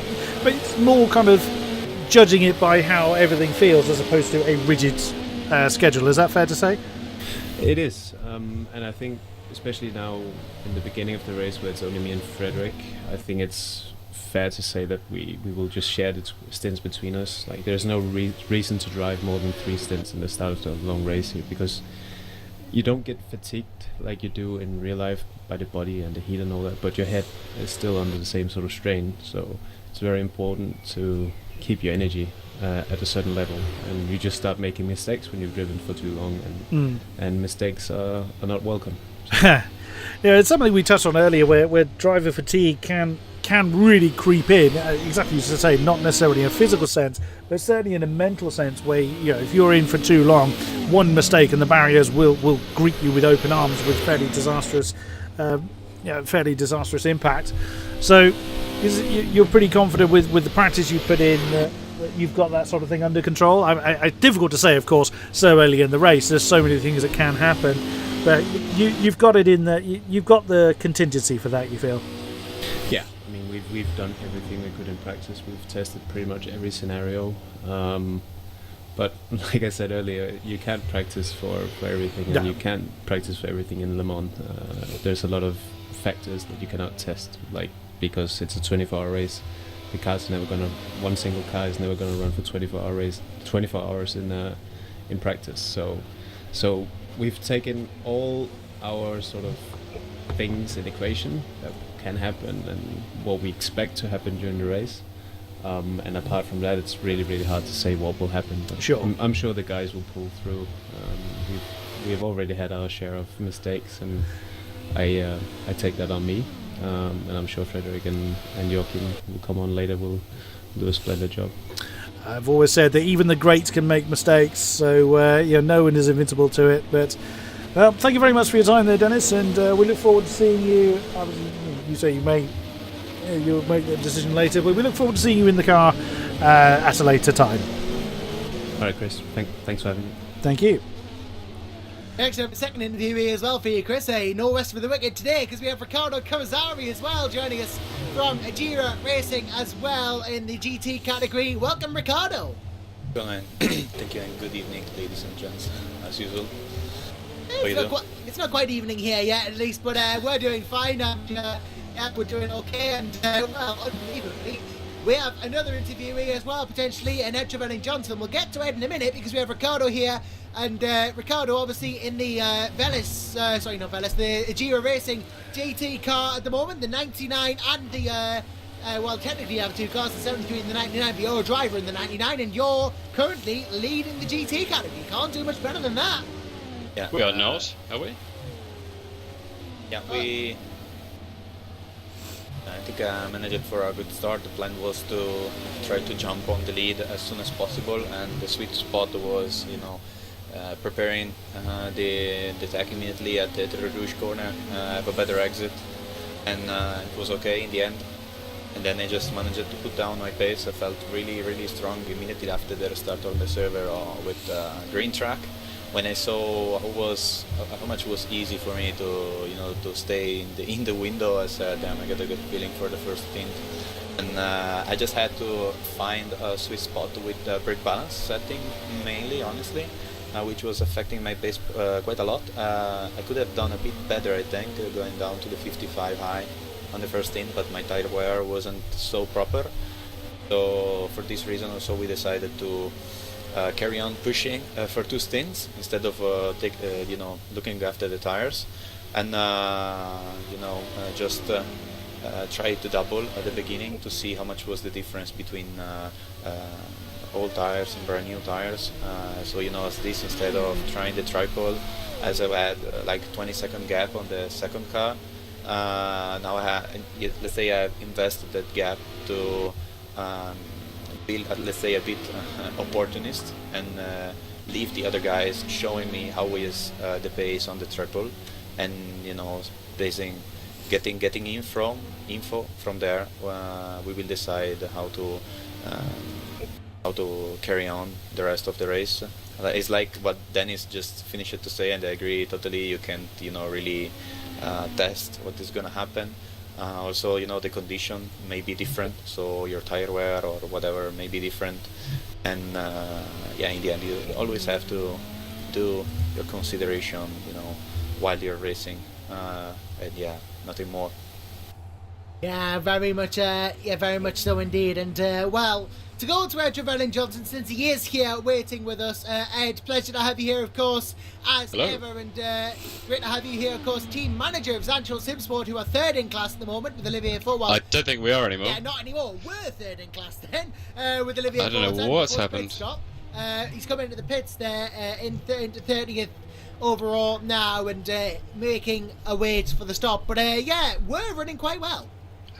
I think I've come in at the absolute worst moment. I was just toying with the idea of possibly leaving you now, but sorry, I came in a little bit early. I didn't realise Riccardo was also in here. Yeah, they're doing very well. I was gonna actually come on and ask what was the reason that we became second from fifth or something like that. I was about to say, actually Fortan has got damage to the bonnet of that car, so there's no front bumper, so they must have had a collision somewhere, and thereby repairing damage. Jacobs is coming as well in amongst all this. But yeah, race was going well, now less so. Yeah, less so. I was feeling pretty good for a bit then. There we go. It happens. At least we're getting it out of the way early, I hope. Fingers crossed. Yeah, at least getting out your system already. And Jimmy Broadbent, race leader, has come into the pits as well. So now seems to be a popular pit time. Chris, don't know whether you have any questions for our two interviewees? Well, I mean, something for Ed. Obviously, you as a manager for the team, it must be quite. It must be quite difficult to follow everything that's going on. Ricardo actually kind of touched on, getting information by other teams' decisions, how well they're doing on decisions they make. How difficult is it for you as a team manager to see what others are doing and adjust your strategies dependent on how they do? To be brutally honest with you, we're not really paying that much attention to much other than the positions and how many laps people can do. And I think most people can do 13 laps. So we know we're roughly the same on fuel. I think we run a sort of a slightly risky strategy of being on the highest engine mixture, fuel mixture the whole time, and we still can make 13 laps out of that. But I don't know. I mean, the few liters that the other guys save, I guess that'll help them with fewer seconds to fill up in the pit stops down the line. But otherwise, it's just seeing where there are positions to be gained and time, whatever. The most difficult thing is actually finding a time where it's comfortable for the driver to be talked to or talk back. And so the only thing, because we're not allowed to be on the server at the same time, because I think it would crash otherwise, we have to. Well, I look at the track map in the live time, which you can find in the link of this live stream, the details area. You just have to see where your guy is on the straights, so he's not braking for anywhere, he's not going through any particularly difficult corners. That's about the strength of it. I think if you talk to someone like Ricardo, he's and coming from sort of a real racing background that he does, being a race engineer for Lamborghini Super Trofeo team, he goes far more into detail with sort of Motec and spreadsheets and adjustments and endless changes to strategies. If we get a code 80 at a certain point, but we're just trying to keep in it. And I'm afraid, as I came on, we are not doing very well at that at the moment. Plenty of time for that to change. Quite so indeed, and quite so. Just one more question for Ricardo before we do leave you two, and definitely still good news for you that you're leading and in GT class with this recent opportunity given, but it's alright doing it for 2 hours. You've got 22 to go. Are you still confident? Of course. You have to be always still confident, otherwise say you're wasting. I don't want to say you're wasting your time, but there is no reason to not be confident in the end. The race always finish under the checkered flag, so even if you are far on the back or whatever, you may never know what can happen. For example, happened many times in the last year that endurance racing, you got connection lost, your race was looking over, I don't want to say at the beginning, but close to the end, in every moment, and then like maybe 5 minutes before the finish, massive connection loss from everybody or whatever, and then the race changes again. So I mean, everything can happen here, so there is always no reason to not just get straight to the end, doing your best job possible. Also, I think we are looking at a pretty good level here, and I mean, it's general. It's not only about drivers or contents, graphics or whatever. Everything here is at the top. Organization, staff, commentary, and the performance, of course. So it's also, I think, in my opinion, even if I may appear a bit philosophical, a matter of respect. That you have to carry on getting your job done, even if your races went bad. Otherwise, we may see, I don't know, maybe like after a crash or a contact or whatever, looking at the car, getting retired or something similar. It doesn't look good, in my opinion. It's not serious, and this is not our style. And so that's one of the main purpose why you always have to be confident. Also, nothing more, honestly. For the moment, looks good. We gained it around 7 7 to 9 seconds, even more, I guess. I don't know, even 8 seconds on the car that was running P2. So for the moment, strategy is working. We may see also at the next stint how is the pace, and then we will decide how to carry on. Be very, very interesting to run triple, and I guess we will do it along the night with fresh air for less tire wear, and then we will see. I think if nothing big happens, this race will be pretty close for a long time, but I mean like at least 12 hours or something. Yeah, it could be very close indeed for quite a while. Thank you, Ed. Thank Ricardo for joining us in the comedy booth. Pleasure to have Thank you you guys. all. Hope you enjoy. Thank you very much. Bye bye. And great job, by the way. I just want to say thank you, Chris, particularly for jumping in at such short notice and bringing apparently all these new AOR viewers to the broadcast. So It's my wonderful. pleasure. It's great to see so many new people. Absolutely my pleasure. It's been an absolute blast so far, and yeah, I've got a few more hours to do. So my current stint will be expiring in 45 minutes, so I will be handing the reins over to somebody else. So we do have quite a strong commentary team, of which I am very glad to be part of. It was entirely your fault, Ed, as well, you know, because you were the first one to contact me. So it's an honour and pleasure to be in the box. Honor and pleasure to have you here as well, Chris.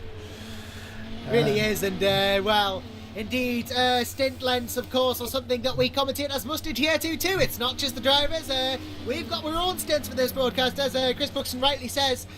45 minutes or so. Unfortunately, he's going to have to take a short break, but yeah, it'll be, I think, Neil Heatley coming in as well after that, after which we'll have him in as well. Obviously very experienced in the world of Ace. He's been commentating alongside me all season, but yeah, interesting to see either which way, but you know, it's all well talking about stints. Why don't we talk about the racing instead? We've had 2 driver changes in those interviews.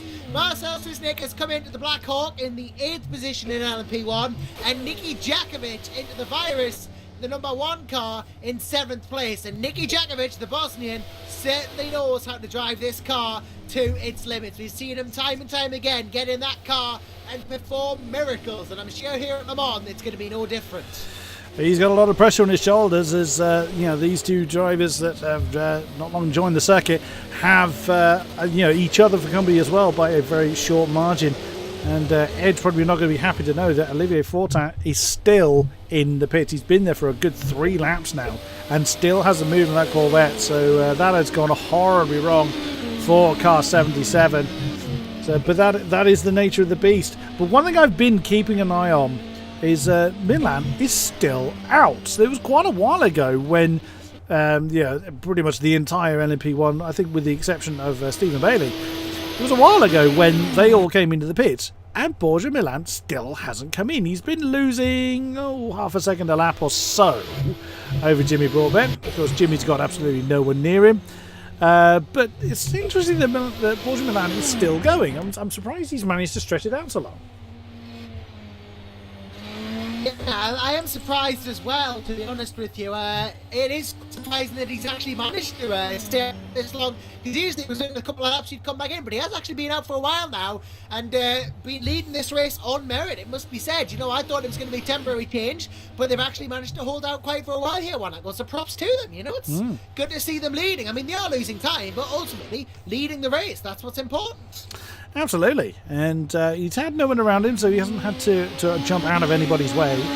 So on goes Milan then by 8.8 seconds over the Nissan of Jimmy Broadbent, who has got, who's that ahead of him? There's Westrom, there's ahead of him the LMP2 driver, dutifully getting out of the way. Stephen Bailey with his contra strategies, another just under 8 seconds behind Broadbent. So he finds himself on his own with Nuno Pinto. It's about 4 seconds separates him and Yuri Kazdor. Of course, Yuri starting from the pit lane in this race, was supposed to be starting on pole but had a connection failure right at the beginning, so had to start from the pit lane. Fought his way from the tail of the field. It's only 25 seconds off the lead, which is not bad after over 2 hours of racing. Gianni Pastors, again, he's about 30 seconds off the back of Yuri, so again, not too bad with Jakovic and Jizit. I'm going to struggle with that one. Shinzik.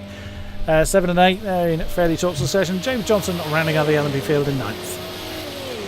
Yeah, Johnson rounding the field out back down to there after the brief overtake on the other cars. But yeah, Kasdorp now back up to 5th now, has come back up the order. So whatever was the problem before, it's not a problem anymore. Yuri Kasdorp very much back in the running and only 24 seconds behind Milan, who leads the race at the moment. So, you know, all these LMP1s still on the lead lap, which is good to see. Obviously, being a couple of hours in, it is a longer track, so if there were going to be problems, it would have happened. But yeah, everyone's still on the lead lap, still relatively close to each other, so we will see a lot of chopping and changing going around. I think actually in a couple of laps time we'll see that DHL number 3 car come in and see a driver change too, because I see Adam Hodgkinson, who's one of the drivers in that car, waiting about. So I imagine we are going to see a driver change as Borja Milan finally comes in to the pits now. Nico Barkley waiting about. I imagine that's going to be a driver change too, so we'll see the Peruvian get in the car. Broadbent resumes the lead as we expected. Bailey going to stay out until about the 40th lap. Will probably come in after he crosses the line, so he comes in, crosses the line this time, probably coming in this lap now. Pindo obviously still out, Kasdorp in though, so they're coming in as well, the Venice team. That he does. So Jimmy Broadbent resuming the lead where he's been almost all race long in the Seoul Nissan car number 22. Comfortable lead then over Stephen Bailey. This is pretty much the entire length of the Dunlop chicane.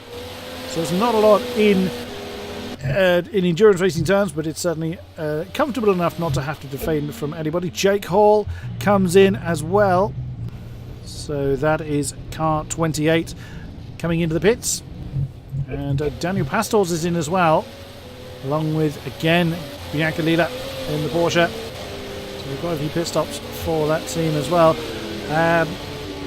No, Olivier Fortin had a 10-minute repair timer on their car, so yeah, that'll hurt. That's going to go right where they don't want it, and that is going to hurt big time, yes. But true indeed, this is a very, very, very difficult time for them. Obviously, Fortin coming out down now. Back at the grid, 8 laps down, 30 laps completed to the 39 of Broadbent. And this is going to hurt them big style indeed. It's going to be a case of a recovery drive now, I think. Nico Barkley comes out in the car 17. So he comes out in 7th position, along with Christian Michel. He comes out in car 21. So another couple of driver changes there. Still several waiting in the wings to take over vehicles, but again, this really can shake up the order somewhat. Of course, these drivers that have been on since the start of the race, so Broadbent, Bailey, Pinto, they will start to feel the effects of fatigue. They will start to get tired. They may not have, exactly as Dennis Lynn was saying, they may not have heat or the physical G-forces to deal with, but it's all in the mind. That's of course where any command of your brain, of your body starts from. It all starts from the brain. So you may not be absolutely boiling yourself to death. Your neck may not be about ready to fall off your body, but your brain is still absolutely worn out. It's still had a hell of a pounding.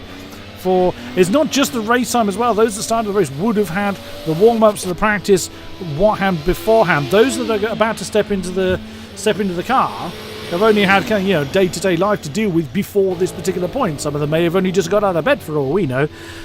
So it would the guys that are coming in now are that much fresher than the guys that have been out there and doing a great job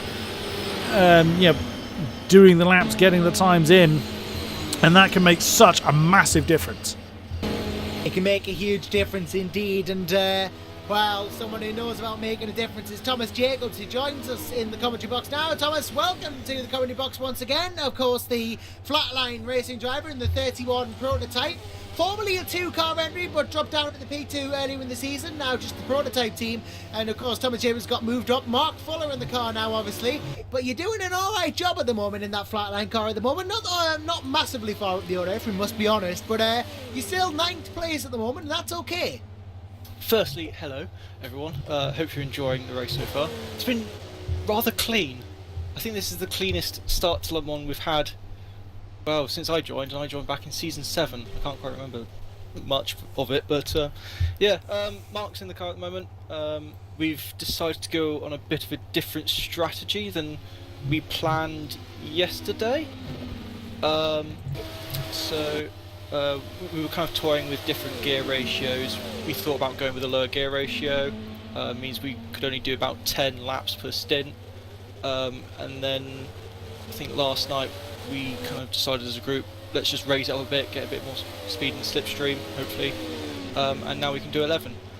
We've been keeping an eye on the Wanako car, Dennis Jordan, because the first stint that he did 12 laps, and that's just astounding us because we did 11, which was one more than everyone else. But I was on, I think, half a litre when I pitted, so I have no idea how Dennis managed to eke out a whole lap of fuel. Yeah, hopefully our race just carries on and we don't get any bad luck because we've had enough this season.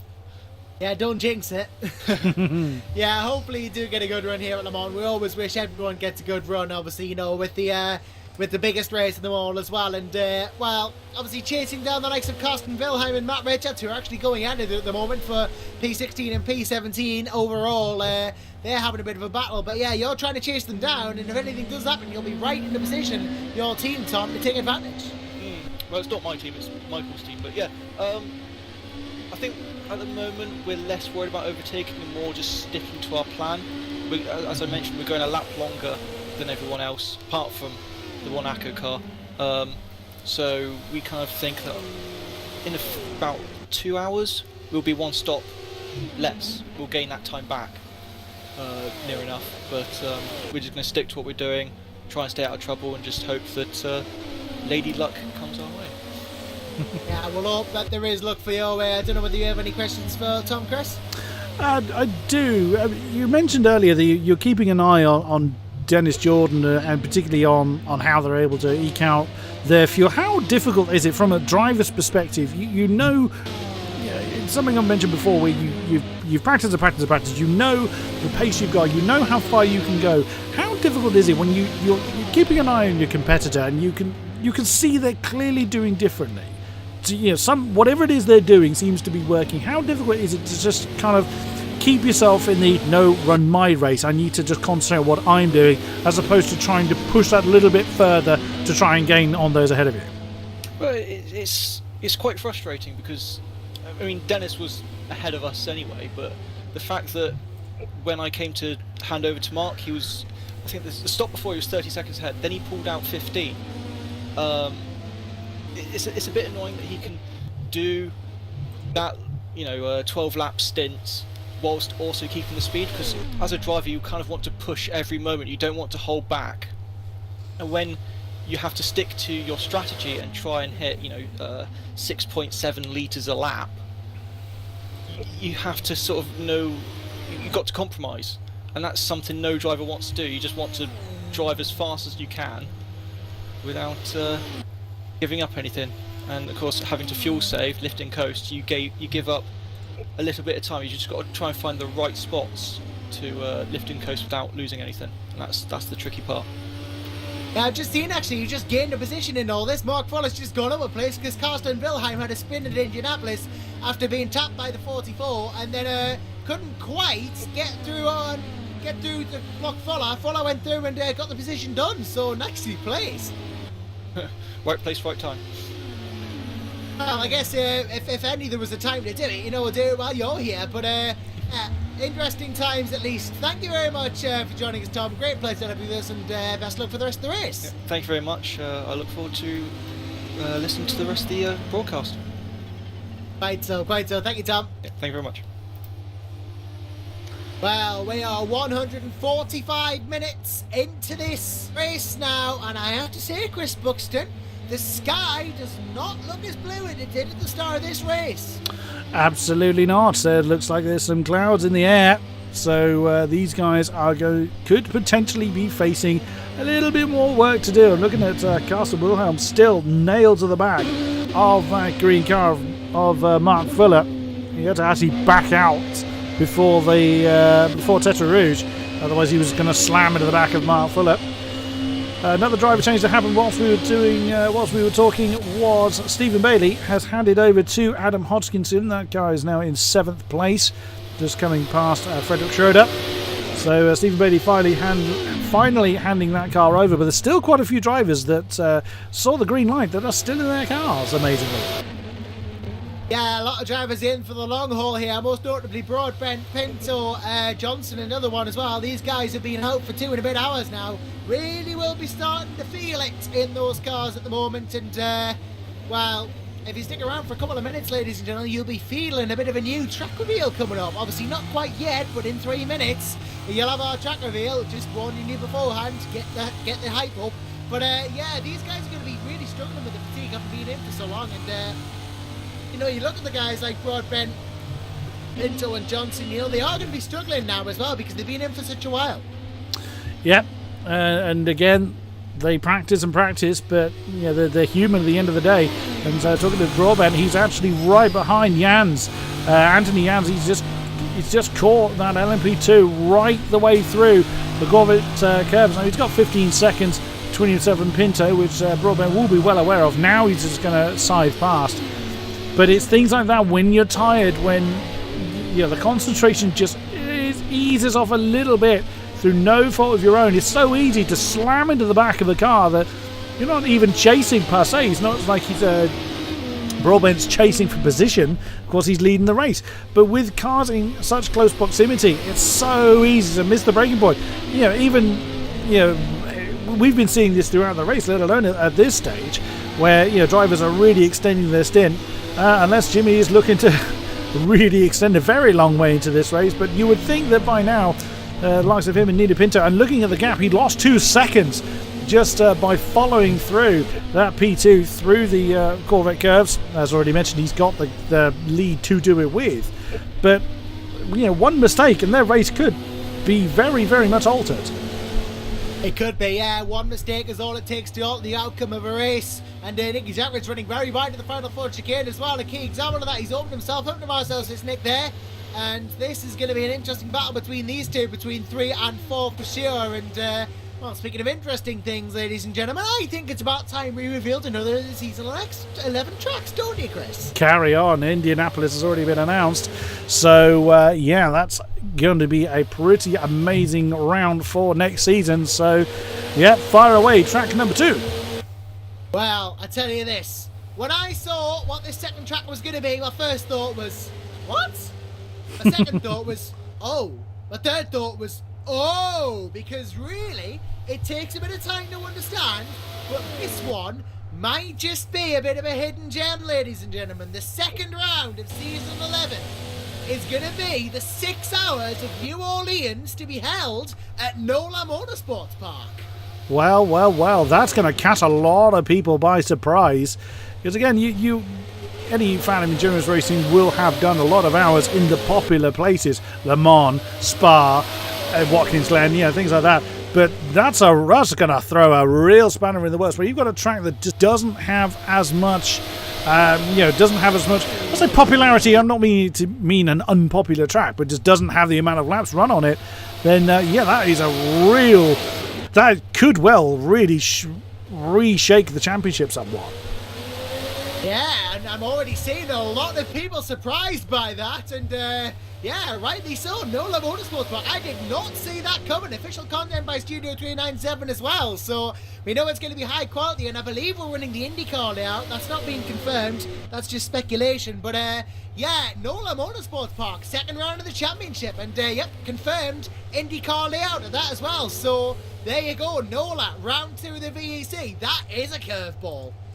Yep, that's it's things like that really throw up a lot of surprises. There's tracks that are synonymous with any kind of motorsport. Just Spa, for example. Almost every type of motorsport has raced there, whether it's endurance, single-seater, GT3, doesn't matter. You say Spa, you know exactly what you're dealing with. When you don't have that level of familiarity, you've got to put that much more effort into learning every single nuance, every single bump, every single curve. You've got to ride well. And again, in an endurance event, you've really got to put the time. Well, you have to in any racing category, to be fair. But in endurance racing, you've really got to put the time in to learn every single nuance of any track that you're going to encounter.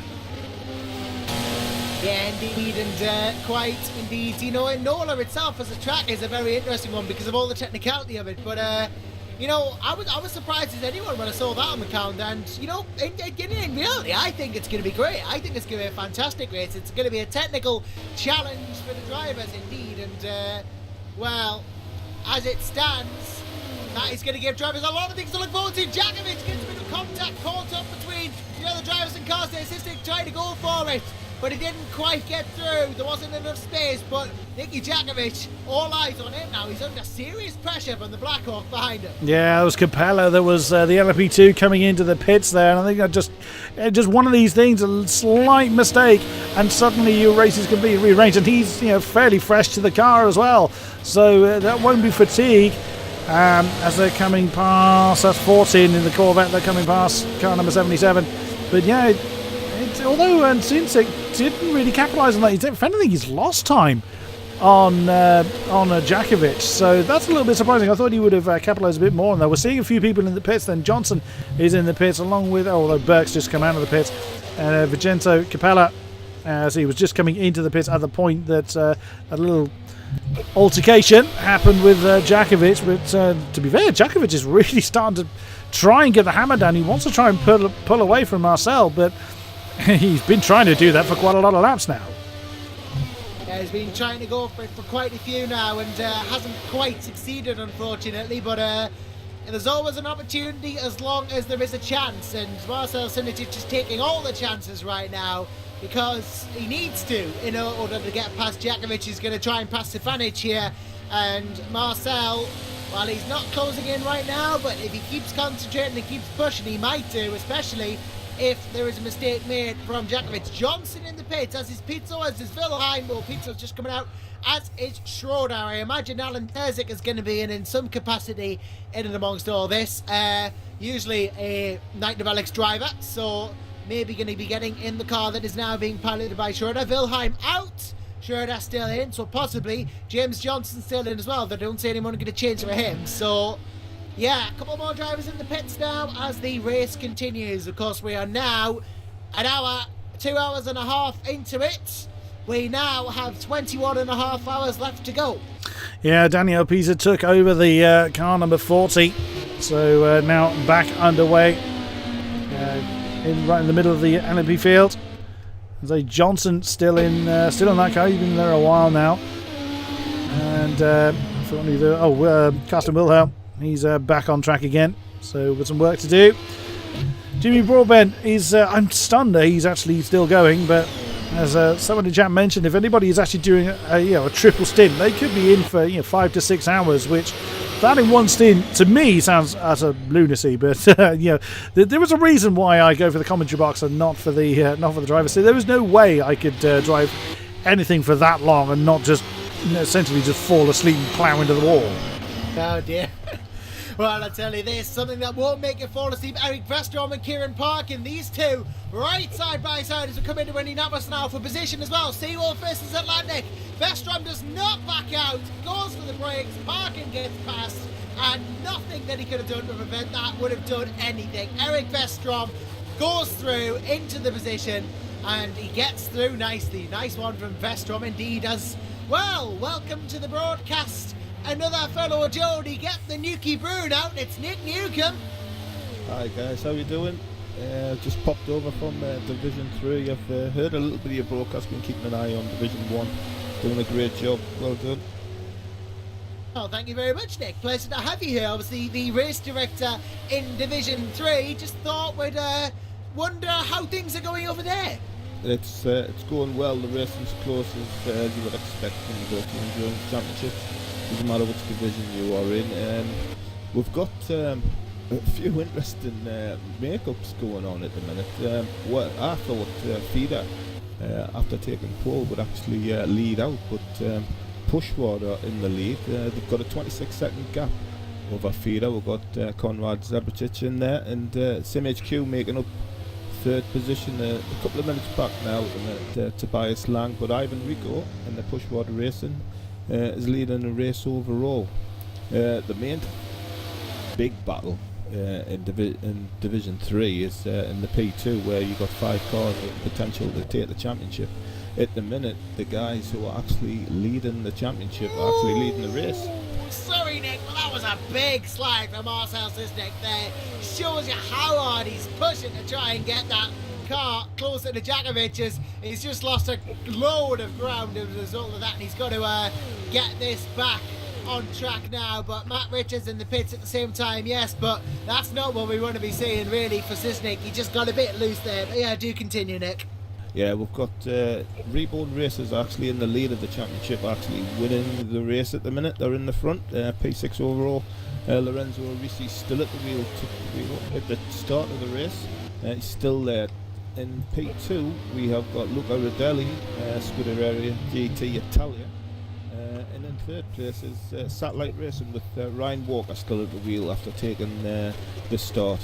In GT class, which is really close, we've got World of Sim Racing team with Alvaro Baca in the lead, followed by Tony Milan, the race clutch, and we've in third position in GT we've got Pedro Lopez and the PT Sims.net Racing. So there you go, that's at the minute in Division 3, that's how it's looking so far. Looking good in Division 3 then, Nick, and well, must say it has been a good race so far in all divisions, and everyone doing their greatest at the moment. One more question before we do let you go. Any sign of any rain yet? Because usually you get it before us. No, it's looking good. It's at the minute it's 24 degrees ambient temperature. There's very little cloud cover at the minute. It's still looking quite bright, nice and clear. No rain yet. If we see or hear of it, we'll let you know. Yeah, then thank you very much, Nick. Thanks for the update, and well, hope Division 3 continues to go as well as it has. Yeah, I'm sure it will. Well, thanks very much, guys. Keep up the good work. Sounding great. Thank you kindly. Thanks, Nick. And well, as well as that, we don't just welcome Nick Newcomb to the broadcast booth, we also welcome a certain Scotsman. Neil Heatley has joined us. I know, yes, just been away for the first 2 hours of the race, but it's been fairly interesting so far, let's put it that way. Yeah, it has been quite interesting. We've been seeing tracks revealed, none of them are Knock Hill, unfortunately, but yeah. But either which way, we have had some interesting action throughout this Division 1 race. If you are just joining us, where on earth have you been? Welcome to the Virtual Endurance Championship. I'm Josh Randerson, of course, Chris Buxton alongside me, and of course we just welcomed Neil Hitley. And Jimmy Broadbent is leading at the moment, 20 seconds ahead of everyone else in the number 22 Janus Endurance LM Nismo, followed by Nuno Pinto in the Ramada Motorsport LMP1. And then it is Nicky Djakovic in the Audi as well behind. Then Marcel Sisnick and Nico Barkley are current top 5 in LP1. Djakovic and Sisnick possibly the two closest LMP2 ones at the moment, only about a second away from each other, and Djakovic pulling away though. Marcel's got work to do, but either which way, Neil, it has, as you say, been an interesting race. Yeah, JNS leading from the second lap, wasn't it, when they overtook the Blackhawk car coming down to the first chicane in the Mulsanne Straight. Just holding that lead since then, but something I think has been fairly interesting is that DHR, the number 3 car, are doing the same strategy as they did last year, in which they're not actually going the full length that a tank can do. They're doing only 10 lap stints, at least they were the last time I checked, compared to the while the Audi can really do like 13 lap stints. So they've obviously decided that it's faster to try and do 4 10-lap stints than it is to do 3 13-lap stints. Yeah, I mean, that seems to be what they've done. I mean, obviously, Crystal back us up in this regard. Obviously, it's yielded mixed success in this race in particular. They are a minute and 18 down, but I mean, every single time they do that, they've cut themselves out of sequence from everybody else. So, you know, they pit when we don't expect them to, which keeps one with toes as commentators, Chris, but maybe it's to keep everyone else confused. Could be. I mean, you would think that they would want to run the lighter car for longer, but I mean, maybe they find that doesn't best suit the setup of the car or the driver that's in. Again, this comes back to how well the setup of the car suits the drivers. We mentioned before about how to, where the compromises are between each individual driver style and the setup they have to put to the car. Of course, they can't change the setup when the drivers change. Speaking of which, there's been another one. The Aston Martin has gone over to Kevin Yeager. So out comes car 81. So that's another one that's happened. But yeah, it's one of these things that, you know, some drivers don't like the lighter car. It sounds a bit strange, but, you know, when the car gets lighter, the handling characteristics change. The tyres don't degrade to a massive degree, so there's no massive loss of grip. But one thing that does dramatically change how a car behaves is weight, and of course fuel is a major component of the weight of a vehicle. So, you know, the driver's weight doesn't change to any degree, or certainly not in sim racing. So when the fuel load gets lighter, the car behaves a little bit differently. The braking points change slightly. The way that the car handles the curves, where it bites, where it slides, things like that. Some drivers just prefer it a little bit heavier. Some drivers prefer it in its qualifying trim. So I wouldn't be at all surprised. Those that are running shorter stints now, a different driver may make the cars last longer as the race continues. Something else that you've got to look for is that, especially when you're on this third stint regarding the teams that are doing like 3x12 or 3x13 stints, at the beginning of that third stint your tyres are well past their best and you've got an incredibly heavy car, and at that point it's almost the hardest it is to control over drivers' entire stints. So perhaps the teams doing the shorter stints have decided, you know, the risk of losing that car during those 2 or 3 laps is not worth it, and they've just gone for the shorter stints instead. That's quite possible, yes. Maybe they've decided just to cut their losses and go for short stints, and obviously sitting in P6 at the moment, it seems to have moderately worked out for them in the middle of the P1 field, and well, there are teams out there who have done longer stints who have benefited more, but then again, there has been traffic in that to account to, but ever since they took the lead, that 22 has just run away with it this race, and they've been out there in front, storming ahead. They're 20 seconds ahead of pit road now, and even though we are almost 3 hours into the race, you would be forgiven for assuming this is over, but it's not over. It's far from over, and I'm sure that this race will continue to provide twists and turns, and well, I'm sure there's been twists and turns in Division 2 as well. I'm sure Ben Schmidt, who's just joined us, the race director from that, Seba, can enlighten us as to what's going on. Hello, Ben. Hello, Joshua. Yeah, well, in Division 2 it's also close racing, mostly in the GT class, where we have a great battle for P1, 2 and 3. We also had some issues right in the start in turn 1. There was a minor incident with the Atlantic P1 car. They got damaged out of it, but otherwise that was the only big one we noticed. Some sprints as usual in some corners, but the traffic is going well, so nothing back to report from Division 2. Yeah, great stuff indeed from D2, and well, has anything really interesting happened yet in D2? Has anything like massive happened? Any major crashes? No, nothing at all, so it's all fine.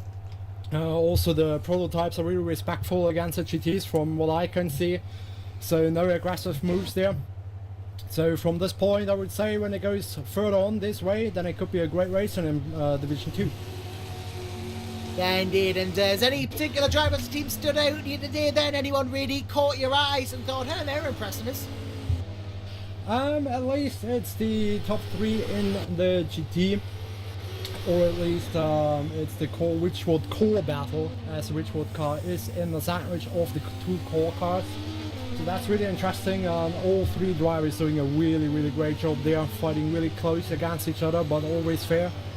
So that's actually the point which caught my eyes. Yeah, some really nice, good, fair racing going on. It's what we like to see in the VEC, definitely. I think we'll leave you to go back to race directing in Division 2. Thank you, Ben Schmidt, for joining us and taking the time out of your race directing to join us. It is a pleasure to talk to you as always, and hopefully we'll see you again later. Thanks for having me, and definitely we'll join you later again. Hopefully we'll see you again then, indeed. Thank you very much, Ben. Yeah, it's always nice to see how Division 2 is going as well. Obviously, this is the only division that is streamed per se, but good that we have race directors, isn't it, Neil, to come in and inform about what is going on. Yes, it is. It's always nice to learn what is happening in Division 2 and Division 3, obviously, because of personnel constraints, let's put it that way. We don't have the ability to a live stream of Divisions 2 and 3, but it is always welcome to get updates from Divisions 2 and 3, because of course there are people watching that do not necessarily have their cars in Division 1.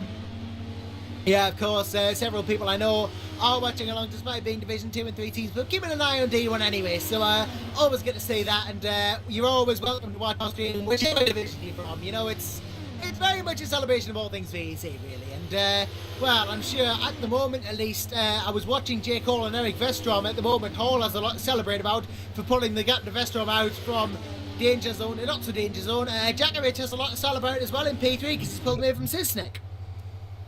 That he does. And what also is worth highlighting is the fact that there may be a number of people sort of looking on, watching this particular stream, looking at the times, thinking, how the hell, there's no point in me taking part because I can't keep up with that pace. It is always worth, if this is your love, if you love endurance racing, if you want to be part of that kind of team dynamic that is involved in this type of racing, don't be afraid of it. As long as you can keep your car on the track, consistency is always more important. We've said it a number of times and I'll say it again. Consistency is far more important than outright pace. It's no good if you can set a godlike qualifying lap where you throw it in the wall every 3 laps. It's not going to do you any good. If you feel that you want to give it a try, head over to the website, sign up, give it a try. You may have lunatics like us shouting about your on-track antics. Never be afraid to give it a try. Yeah, of course, every VEC driver's career starts with the SimRacing.Club Academy, which you can sign up for as soon as you join the forums. If you can get a spot in the Academy series, you have a chance to prove yourself out there with the best of them. Speed is preferred, but we're mostly looking at driver ability to avoid accidents, etc. And capability and the likes are what we look for mostly.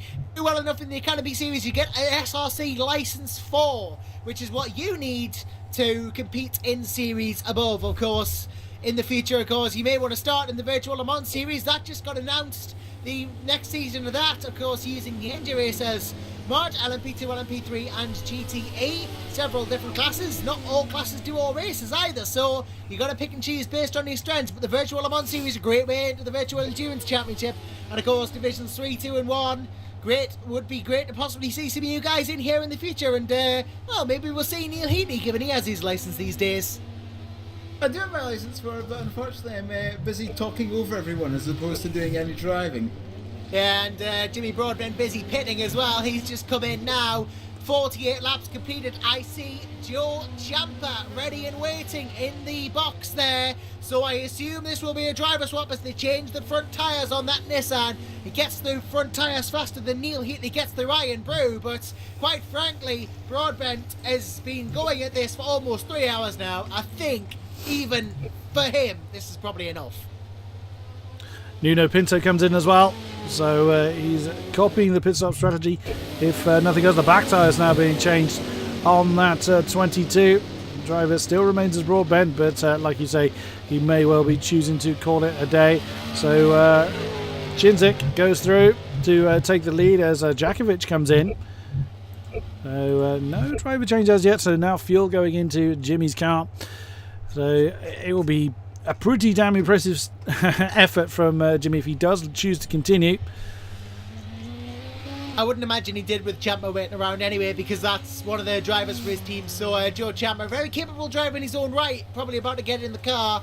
And in fact that is the swap now. Yep. Joe Ciampa has gotten in the car, so we'll see what Joe can do as Nuno Pinto and Nicky Djakovic remain in the pits. And Djakovic is not going to get out ahead of Ciampa. Djakovic is going to get out behind Joe Ciampa, so that is going to be a setback for them. Even Christian Michel's gone through. Michel's gone past Ciampa as well. He's jumped a lot of them. That was very, very close. As Christian Michel was just minding his own business when he came through, but very, very close as another driver change has happened. Jack Keithley now comes out in the 25. So that was now it's Nuno Pinto that has swapped. So I think all drivers, or most if not all drivers that started the race have had at least one driver change, although Dennis Jordan has just come in, so I suspect that's probably one of the last ones to happen. So yeah, Joe Ciampa, a lot of pressure on his shoulders. Of course, he takes over the lead car, and straight away he's under pressure.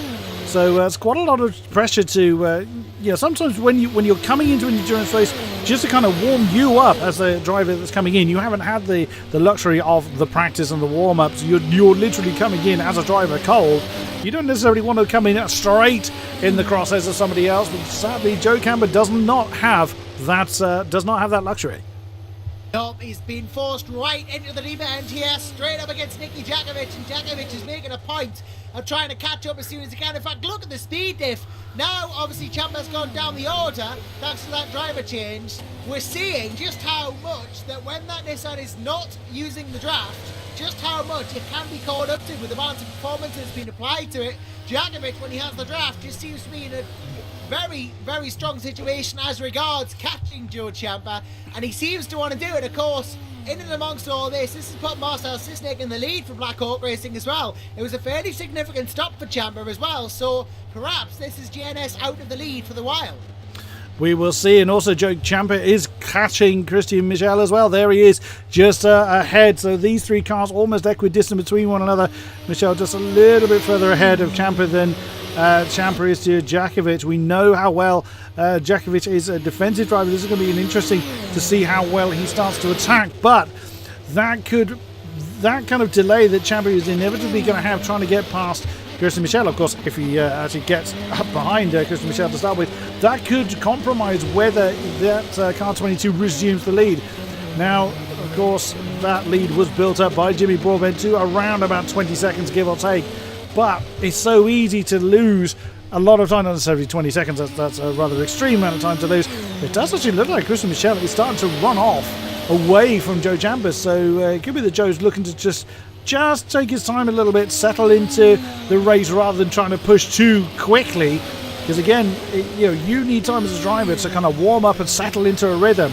You jump in and just get straight on the loud pedal, you'll almost certainly throw it into the dust. Wow, Djakovic was almost sideways coming through the Corvette curves there. Chinzik is in as well, so I wouldn't expect there to be a driver change for that car. But you never know. Although Jimmy Broadbent is looming, maybe he was going to take over somebody else's car. I shouldn't think so. I wouldn't imagine it. No, given he's just gotten out of the GNS. Well, maybe he wants to drive that much. He'll drive somebody else's car. And said, "Oh, Nico Barkley got held up there by actually missed which of the GTs that was." Hodgkinson is now up into second position in car number 3. Michel really has broken away from Ciampa. Wow, that is a massive gap there. And Djokovic has been held up as well by the Aston. Yeah, he's really caught out there. So that's going to give Joe Ciampa an opportunity to start to press on. But now Nico Barkley leads the way.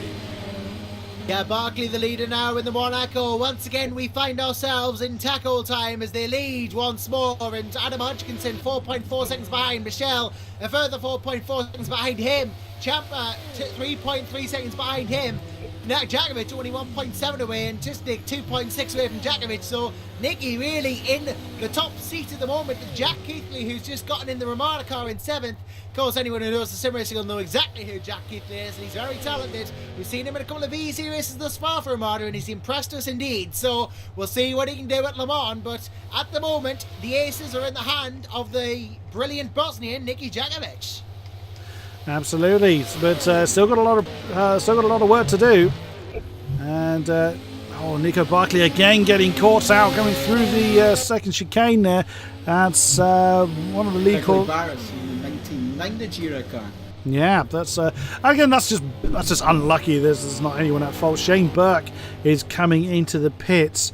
Then, and that's actually a name I do recognise. Wojciech Pelesny.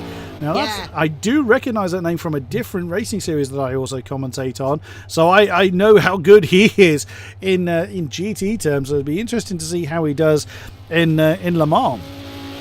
Yeah, Wojciech Pelesny waiting about then, a driver who we've commentated on a few times as well. I'm not sure whether he's a SimTech driver per se. I thought he was more RGPL, which was the car in the LMP1 category, though. Then again, he could be in this P2. It's entirely possible. Maybe in a change that we weren't aware about. But yeah, I thought he was going to be getting, if anything, into the car that is currently being driven, of course, the LMP1 car. But either which way, the car that Daniel Paster's in, maybe that he does get into the P2. I may have gotten my facts wrong slightly. If that is the case, then fair enough. We'll be interested to see Butcher in that car. But yeah, at the moment at least, they are losing time by being in the pits. Daniel Lipizzo's going to get through. Jake Hall comes in meanwhile, in the meantime. And Don't think there's going to be a driver change there, although actually, I think there is going to be a driver change. I just don't think it's going to be Pelesny. I think it's going to be Matthias Bogus who gets to the 16th placed car there. In fact, it is Bogus who gets in the Semtech. So, Pierce in, and again, another very capable driver. Indeed, Audi comes in. So, car 33 coming back on track in 17th overall, right in the middle of the P2 category. And Barkley has got himself a 4-second lead. He's choosing to continue. Oh, goodness me, the tail got very loose. He clouted the apexes quite hard coming through the Ford chicanes. That could well cost him time. Oh, Hodgkinson comes in. He does indeed. Second place. Yeah, from in car number 3. He's choosing to come in. Christian Michel is not, as he comes past Stefanovic in the Ferrari. So Joe Champer, I will get that name right, as choosing to continue. Jakovic is still right there though, so Joe doesn't have to defend immediately from attack, but Jakovic is still there, and he could close that gap down once again in the number 1 car. Yep, the reason that Jakovic has suddenly lost a lot of time behind Champa is that Jakovic got caught behind the GT car at the Porsche Curves, and as you know, the Porsche Curves is incredibly fast, and the vast majority of it is only one line. There's nothing he really could have done, just caught the traffic at the wrong time. But as always in endurance racing, traffic giveth, traffic taketh away. I had a shot for every single time you'd said that. I'd be absolutely plastered by now, Neil. But, well, it's one of your sayings, isn't it? And Christian Michel will be saying to himself, come on, I can catch Nico Barkley here. I've got him. He's got 10 seconds to Barkley. He is absolutely flying at the moment. He's really come back since the start of this race was so disastrous. From remember, they were supposed to start on pole, but had to start from the back because of a problem with the start procedure. They've now made it within 10 seconds of the leaders. I think that's fairly good. It's a very good recovery indeed. And we have another change to enact. It is a commentary change. My first stint for this race is complete. I am handing over to the unquestionable talent that currently resides in this box. Thank you very much, gentlemen, for allowing me to be a nuisance here for the opening stint of this race. It's been a great pleasure. I will return to the commentary box before the race is done. I am actually returning at 8 a.m. British Summer Time tomorrow morning, where I will do another short stint. So I will depart the box, leaving you in the very capable hands of Joshua Anderson and Neil Haitley. Thank you very much, Chris. It's been a pleasure and an honour to have you with us indeed. It has been a true honour to commentate along someone as yourself, and best of luck for you on your break, and we will see you again soon. Thank you very much, and I shall be watching with interest, and I'll also be having a keep because I have another endurance commentary to do later this evening. So I have a busy weekend. I've got this one, I have an endurance commentary this evening, then back in the box tomorrow, and then another commentary after that tomorrow night, and then 3 more as the week continues. So I will be pretty dead by Thursday. No rest for the wicked, eh? Absolutely. Thank you again. And again, thank you for the those that have been with us in the chat. It is great to have such an enthusiastic crowd behind us. A few people have actually identified who I was. I'm very impressed that some of you actually just noticed who I was by my voice alone. So I guess I have a greater popularity than I realised. It means I can't go anywhere without escaping, which is absolutely fine. Thank you again. I will return, as I say, tomorrow. And so handing over to Joshua and Neil. Thank you again. See you again soon.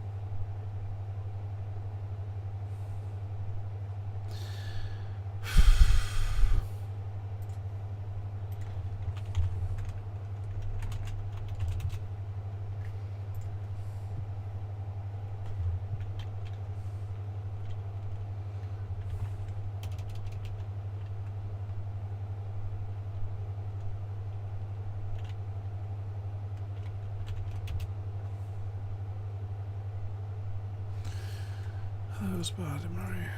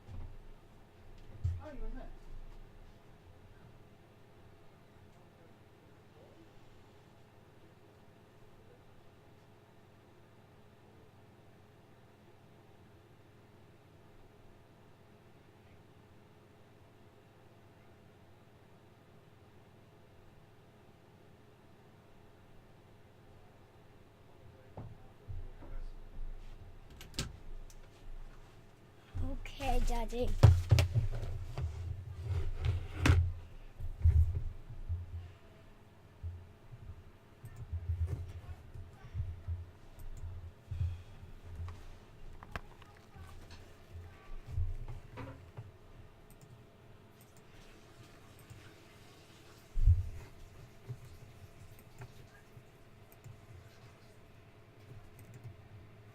Let's do this and then do this. Oh, hang on, man, I need to check something. Okay. Yeah.